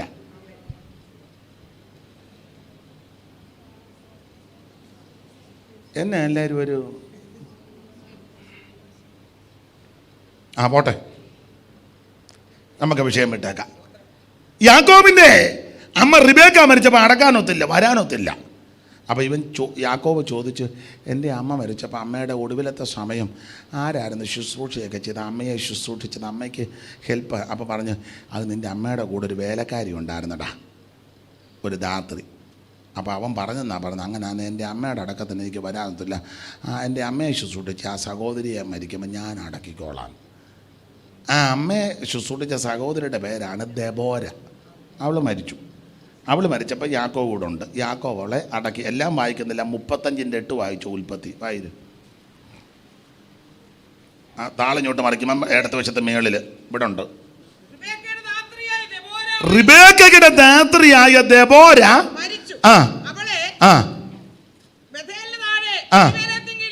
അവിടെ ലപ്പീദോത്തിന്റെ ഭാര്യ ദെബോര ഇരുന്നത്. അപ്പൊ ചുരുക്കി പറഞ്ഞാൽ ഈ റിബേക്കയുടെ ധാത്രിയാകുന്ന ദെബോര മരിച്ചു. അവളെ യാക്കോബ് അടക്കി. പിജില വൃക്ഷവനൊക്കെ അവിടെ കൊടുത്തിട്ടുണ്ട്. എന്നാൽ അതിന് കീഴിലാണ് ലപ്പീദോത്തിന്റെ ഭാര്യ ദെബോര ഇരുന്ന് ന്യായമാണ്. ഇടയ്ക്കത്തെയല്ല ഞാൻ പറയുന്നില്ല, അങ്ങ് വിടുക, ദൈവത്തിന്റെ മഹത്വം. ചുരുക്കി പറഞ്ഞാൽ സീസറിയുമായുള്ള യുദ്ധത്തിൽ സീസറിയെ സ്ത്രീയുടെ കയ്യിൽ ഏൽപ്പിക്കുമെന്ന് ദൂത് പറഞ്ഞപ്പോൾ ബാരാക്ക് പറഞ്ഞ അമ്മാമ്മയും കൂടെ വരണം. അങ്ങനെ കൊണ്ടുപോയി. ഈ പോകാനായിട്ട് എല്ലാവരും ഈ യുദ്ധത്തിന് പോയില്ല. മിടുക്കന്മാരും പ്രഗത്ഭന്മാരും കഴിവുള്ളവരും ശ്രേഷ്ഠന്മാരാരും പോയില്ല. പോയതിൽ സെബുലൂൻ പ്രാണനെ ത്യജിച്ച ജനം. നഫ്താലി വേറെ ആരും പോയില്ല. പോകാത്ത ലിസ്റ്റുണ്ട്. 13-ാം വാക്യം മുതൽ വായിച്ച 5:13. അന്ന് ശ്രേഷ്ഠന്മാരുടെ ചിത്തവും പടജനവും എനിക്കായിട്ട് ഇറങ്ങി വന്ന വീരന്മാരുടെ മധ്യേ യഹോവയും എനിക്കായിട്ട് ഇറങ്ങി വന്നു. പിന്നെ എഫ്രയീമിൽ നിന്ന് അമാലേക്കിൽ വേരുള്ളവരും ബെന്യാമീനെ നിന്റെ മാഗീരിൽ നിന്ന് അധിപന്മാരും സെബുലൂനിൽ നിന്ന് നായക ദണ്ഡധാരികളും വന്നു. പിന്നെ ഇസഖാർ പ്രഭുക്കന്മാർ ദെബോരയോടുകൂടെ താഴ്വരുന്നവനോട് ചാടി പുറപ്പെട്ടു. രൂപേന്റെ നീർച്ചാലുകൾക്കരികെ കനമേറിയ മന്നനിർണയങ്ങൾ ഉണ്ടായി. ആട്ടിൻകൂട്ടങ്ങൾക്കരികെ കുടിലൂത്ത് കേൾക്കുവാൻ നീ തൊടുത്തുകൾക്കിടയിൽ താമസിച്ചേ കിടക്കുന്നത് എന്ത്? രൂപേന്റെ നീർച്ചാലുകൾക്കരികെ കനമേറിയ മനോനിർണയങ്ങൾ ഉണ്ടായി. അടുത്ത വാക്യം, ഗിലിയാദ് യോർദാനക്കരെ പാർത്തു. ദാൻ കപ്പലുകൾക്കരികെ തന്നെ എന്ത്? അടുത്തത്, ആശേരെ സമുദ്ര തീരത്തെ അനങ്ങാതിരുന്നു. അടുത്തത്, സെബുലൂൻ പ്രാണനെ ത്യജിച്ച നഫ്താലി. അടുത്തത്, രാജാക്കന്മാർ വന്ന് പൊരുതു. താനാക്കിൽ വെച്ച് മെഗിത്തോ വെള്ളത്തിനിരികെ പൊരുതി. വെള്ളി അങ്ങവർക്ക് കൊള്ളയായി തീർന്നു. അടുത്ത വാക്യം, കനാന്യ പ്രഭുക്കന്മാർ പൊരുതി. നക്ഷത്രങ്ങൾ കൊള്ളയായി. നക്ഷത്രങ്ങൾ പൊരുതിയവ നക്ഷത്രങ്ങൾ പൊരുതിയവ സീതറയുമായി സുഗതികളിൽ പൊരുതി. അടുത്ത വാക്യം, കീശോൻ തോട് പുരാതന നദിയാൻ കീശോൻ തോട് തള്ളിയവരെ ഒഴുക്കിക്കൊണ്ടുപോയി. അന്മനമേ നീ ബലത്തോടെ നടകൊള്ളുക. അടുത്ത വാക്യം, അന്ന് വൽഗിതത്താൽ ശൂരവൽഗിതത്താൽ കുതിരക്കുളമ്പുകൾ ഘട്ടനം ചെയ്തു. നിർത്തിക്കേ, ഇത് ഓരോ വാക്കും എടുത്ത് വ്യാഖ്യാനിച്ച് പറയണതിന് മുതിരുന്നില്ല. അപ്പം ആരൊക്കെ പോയി, ആരൊക്കെ പോയില്ല, പോയവരെങ്ങനെ ഇരുന്നു, പോകാത്തവരെങ്ങനെ, ഇതൊക്കെയാണ് അവിടുത്തെ വിഷയം. ഈ യുദ്ധം അങ്ങോട്ട് മുറുകിയപ്പോൾ ശ്രേഷ്ഠന്മാരുടെ ശിഷ്ടമാണോ കൂടുതൽ, മുതലാണോ? കൂടുതൽ മുതലാണോ ശിഷ്ടമാണോ? മുതലാ. അപ്പം മുതലുള്ള ഒരെണ്ണം വന്നില്ല. ഉപവാസ പ്രാർത്ഥനയ്ക്ക് ശിഷ്ടമേ വരുവുള്ളൂ. മുതലുള്ള അവർ ഞായറാഴ്ച വരുവുള്ളൂ. നമ്മൾ പറയും സഭയ്ക്ക് ഒരു മുതലാ കേട്ടോ, പക്ഷെ വരികയല്ല. സഭയുടെ മുതലല്ലടാ, മുതലയാ.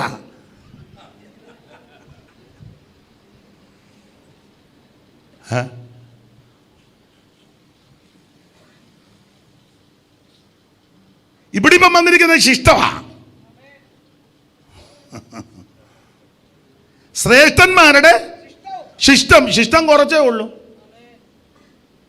കുറച്ചേ വരുവുള്ളൂ. ഞാൻ വ്യാഖ്യാനിക്കുന്നില്ല, വേണ്ട എന്തിനാ അലോക്യം വേണ്ട.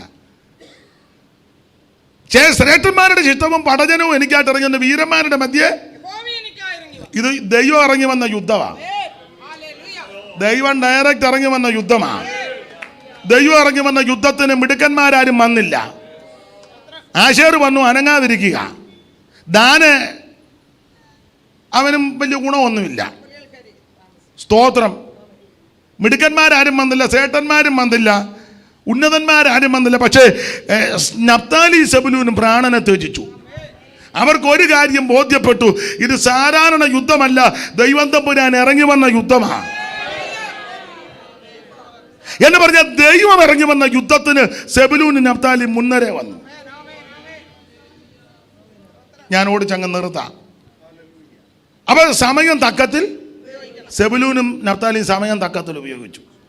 ഇതുപോലെ ദാവീദ് പെട്ടകം കൊണ്ടുവന്ന വേളയിൽ മിടുക്കന്മാരും പ്രഗത്ഭന്മാരും ഒക്കെ ഒഴിഞ്ഞും അകന്ന് നിന്നപ്പോൾ ദാവീദ് പൂർണ്ണ ശക്തിയോടെ പഞ്ഞിനൂലങ്കി കൊണ്ടുള്ള അങ്കി ധരിച്ച് പെട്ടകത്തിന് മുമ്പ് കുതിച്ച് നൃത്തം ചെയ്ത കൂട്ടത്തിൽ സെബുലൂനും നഫ്താലിയും ഉണ്ട്.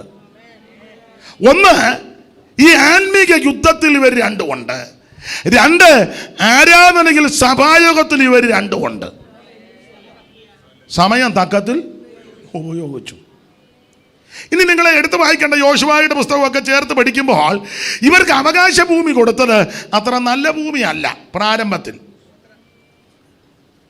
ഇവർക്ക് കൊടുത്ത പട്ടണങ്ങളിൽ കൂടുതലും ഗലീലയും അതിൻ്റെ പ്രാന്തപ്രദേശങ്ങളാണ് ലഭിച്ചത്. ഗലീല എന്ന് പറഞ്ഞാൽ അന്നത്തെ കാലത്ത് അത്ര നല്ല സ്ഥലമായിട്ട് അംഗീകരിക്കുകയല്ല. വിദ്യാഭ്യാസം കുറഞ്ഞവർ, കഴിവില്ലാത്തവർ, വലിയ കുലീനതയില്ലാത്തവരൊക്കെ ആ ഗലീലയിൽ. അതുകൊണ്ടാണ് 120 പേര് കൂടി അന്യഭാഷ പറഞ്ഞപ്പം വന്നവർ ചോദിച്ചു, ഇവരെല്ലാം ഗലീലക്കാരല്ലയോ എന്ന്. അങ്ങോട്ട് ഉൾക്കൊള്ളാൻ പറ്റുന്നില്ല. ഇവരെല്ലാം ഞങ്ങൾ വലിയ പുള്ളിക്കാരാ, മറുഭാഷയൊന്നും പറയുന്നില്ലെന്നേ ഉള്ളൂ. പക്ഷെ ഞങ്ങൾ ഈ സഭയിലാണെങ്കിലും ഞങ്ങളാ വലിയ പുള്ളിക്കാർ, ഞങ്ങളങ്ങനെ അനങ്ങുന്നില്ലെന്നേ. ഞങ്ങളല്ലെങ്കിലും ഓരോ യോഗത്തിനും അങ്ങനെ അനങ്ങാറില്ലല്ലോ. പിന്നെ 3 ആഴ്ച മുമ്പൊന്ന് അനങ്ങിയായിരുന്നു. ഇവര് ഗലീലക്കാരാ, വിദ്യാഭ്യാസമൊന്നുമില്ല. പക്ഷെ കർത്താവ് തിരഞ്ഞെടുത്തപ്പോഴും കൂടുതലും ഗലീലക്കാരെയാ. ഈ ഗലീലയും അതിൻ്റെ പ്രാന്തപ്രദേശങ്ങൾ അത്ര നല്ലതല്ല. ഇതിന് വേറൊരു ചരിത്രം. ദാവീദിന്റെ മകനാകുന്ന ശലോമോൻ ദൈവാലയം പണിതു. ആലയും അരമനയും 10-20 കൊല്ലം കൊണ്ട് പണിതു. അപ്പൻ്റെ സ്നേഹത്തിന് ഹീരാമിനോട് തടിയും ചോദിച്ചു. ഹീരാം പറഞ്ഞു തടി എടുത്തോളാൻ പറഞ്ഞു. തടിയല്ല എടുത്തു. അപ്പം ആലയം നല്ല മനോഹരമായി പണിത് കഴിഞ്ഞപ്പോൾ ഈ ശലോമോൻ തടി തന്ന ഹീരാമിന് ഒരു 20 പട്ടണം കൊടുത്തു. 20 പട്ടണം. അത് അത്ര നല്ല പട്ടണമൊന്നുമല്ല, അത്ര നല്ലതല്ല. ആ പട്ടണം കിട്ടിക്കഴിഞ്ഞ് ഹീരാം ഇതെല്ലാം ഒന്ന് കാണാൻ വന്നപ്പോൾ അത്ര നല്ലതല്ല. അപ്പം ഹീരാം ചോദിച്ചു, എന്തുവാണ് ഇങ്ങനെയാണോ ഉണ്ടായിരുന്നത്? വായിച്ചേ 10-ാം വാക്യം. രാജാക്കന്മാരുടെ 1-ാം പുസ്തകം 9-ാം അധ്യായത്തിന്റെ 10-ാം വാക്യം. വലത്ത് ഭാഗത്ത് കണ്ണിക തുടങ്ങുന്നിടത്ത്. ശലോമോൻ യഹോവയുടെ ആലയം 20 കൊല്ലം കൊണ്ട് പണിതേച്ച് പുള്ളിക്ക് 20 പട്ടണവും കൊടുത്തു. അടുത്ത വാക്യം.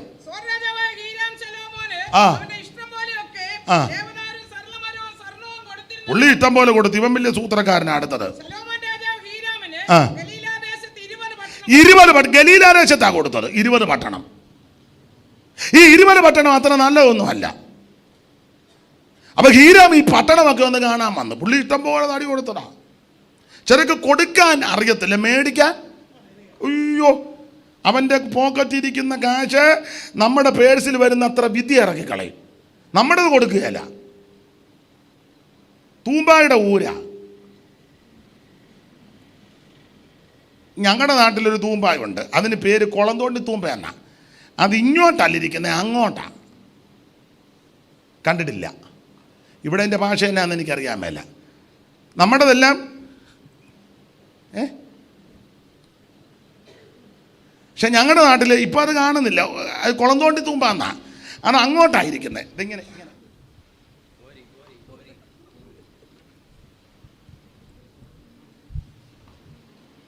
നമ്മുടെ ഇരിക്കുന്നത്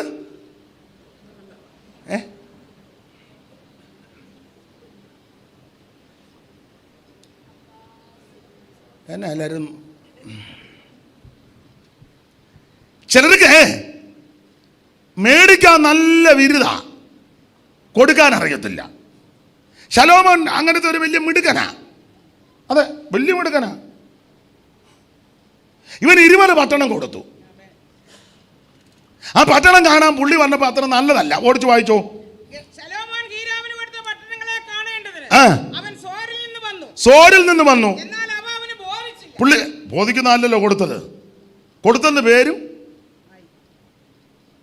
ചില വീട്ടിലൊക്കെ പ്രാർത്ഥനയൊക്കെ വെക്കുമ്പോൾ കൊടുക്കുന്ന കണ്ടിട്ടില്ലേ? കൊടുത്തെന്ന് പേരും. എന്നാ കഴിച്ചവന് ഗുണമൊന്നുമില്ല. ഒന്നും അറിയാമല്ല, എല്ലാം പമ്മിയിരിക്കുക. അവിടെ ഞാൻ വിവരിക്കുന്നില്ല, നിർത്തുക. എന്തിനാ അധികം പറഞ്ഞിട്ട് കാര്യവുമില്ല. പുള്ളി ചോദിച്ചു, സ്നേഹിത സഹോദര, അയ്യോ ഇതെന്നാ പട്ടണം ഇങ്ങനെയാണോടാ തരുന്നത്? കൊടുക്കുമെന്ന് വൃത്തിയായിട്ട് കൊടുക്കണ്ടായോ? ഇങ്ങനെയൊക്കെയാണോ? കളിപ്പിക്കുകയാണോ? പിന്നെ കാബൂൽ ദേശം, കാബൂൽ ദേശം, ഇരുണ്ട ദേശം, അന്ധതയുള്ള ദേശം. അതാ യെശയ്യാ 9. വായിച്ചോ, പെട്ടെന്ന് വായിച്ച് നിർത്താം. യെശയ്യാ 9 വായിര്. ഇരുട്ടിരുന്ന ജനം വലിയൊരു വെളിച്ചം കണ്ടത്. വായിര്, പെട്ടെന്ന് വായിക്ക്. ഇതിനകത്ത് എന്തൊക്കെയോ മുഴുവൻ പ്രസംഗ വിഷയോ. അത് നിവർത്ത് വെക്കാം, അത് നിവർത്ത് വെക്കാം, അങ്ങനെ മടക്കി വെക്കാതെ. വായിക്ക്.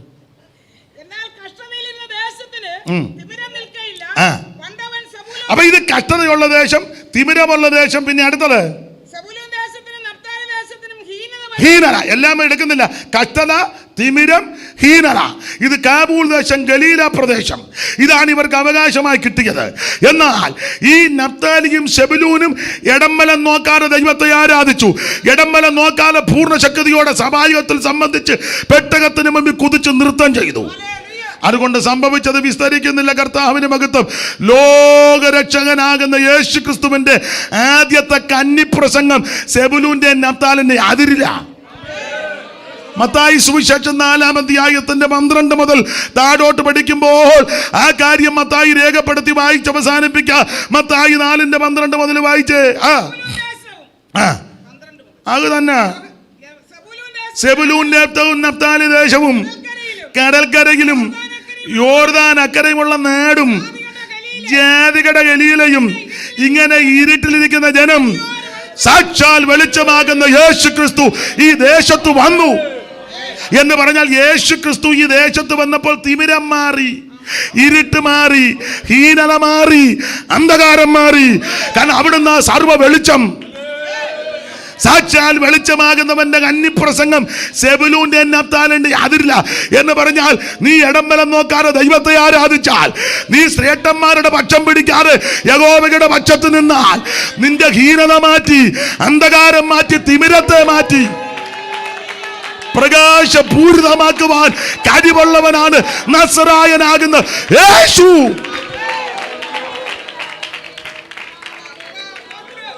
ഒരു കാര്യത്തോട് അങ്ങ് പറയാം.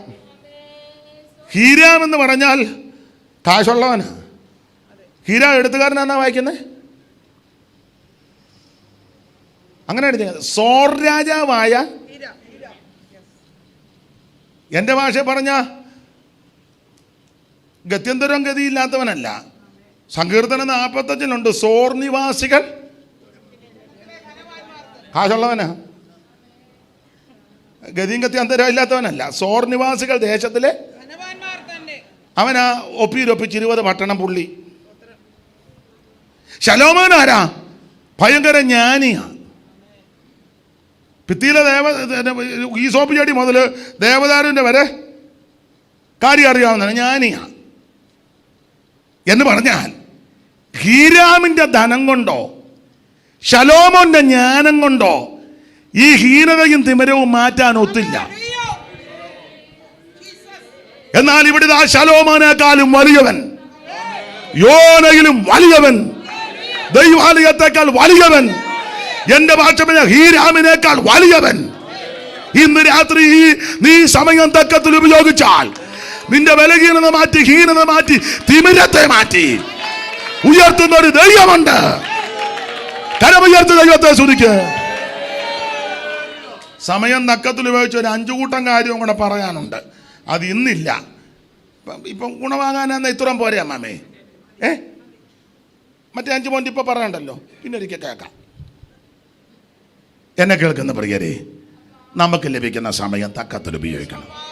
ഉഴപ്പരുത്, അലസരാകരുത്, ഉദാസനതയോടെ വേല ചെയ്യരുത്. സ്തോത്രം, സ്തോത്രം, സ്തോത്രം.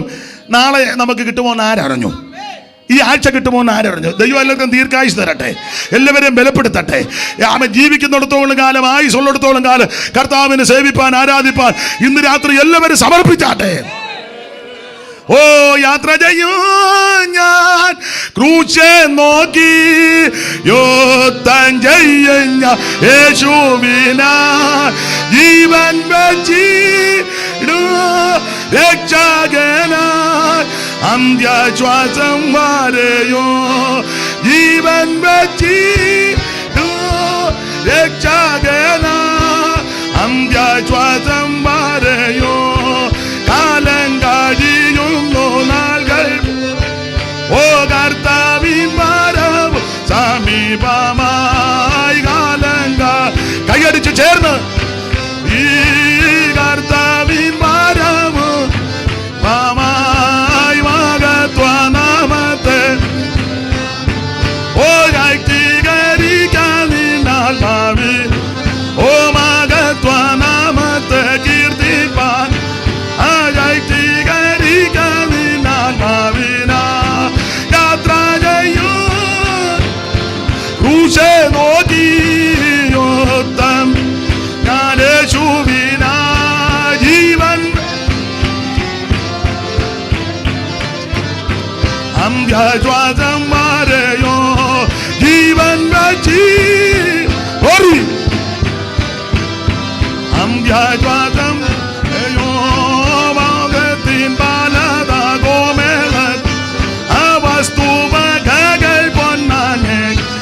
ഓ ലോകത്തിൻ പാലതാകോമേള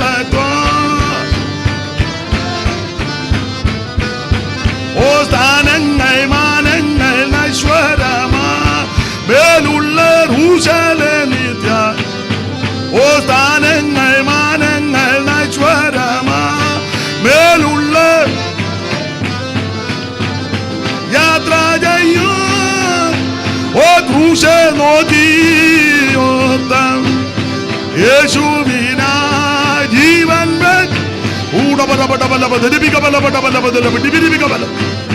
സംബാരയോ. ജീവൻ ഓ റിപികമലപടമല ദിരിപികമലപട ജീവൻ വെച്ചി രക്ഷകനായ അന്ത്യശ്വാസയോ.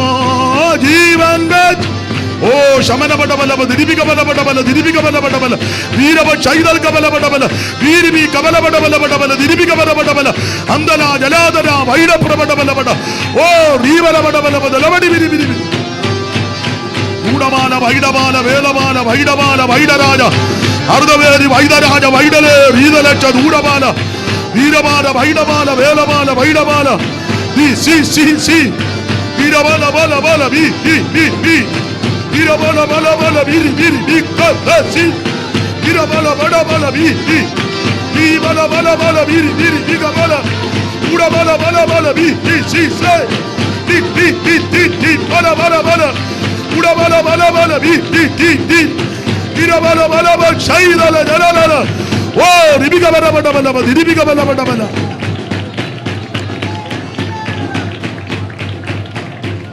കരമയർത്തി ഹല്ലേലൂയ പാടാം. ഒരിക്കൽ കൂടി ഹല്ലേലൂയ പാടാം. ഇന്നേ പകലും വൈകിട്ട് കൂടെ മനുഷ്യ സൂക്ഷിപ്പാൻ ദൈവം കൃപ നൽകി. ക്ഷണിച്ച കർത്തദാസനും മാന്യസഭയ്ക്ക് നന്ദി. പ്രാർത്ഥനയിൽ എളിയവനെ കുടുംബത്തെ ശുശ്രൂഷകളെ ഓർക്കണമെന്ന് വീണ്ടും എല്ലാവരോടും അപേക്ഷിച്ച് വാക്കിൽ നിന്ന് വിരമിക്കുന്നു. കർത്താവിന്റെ വരവിനായിട്ടൊരുങ്ങാം. ദൈവം എല്ലാവരെയും അനുഗ്രഹിക്കട്ടെ.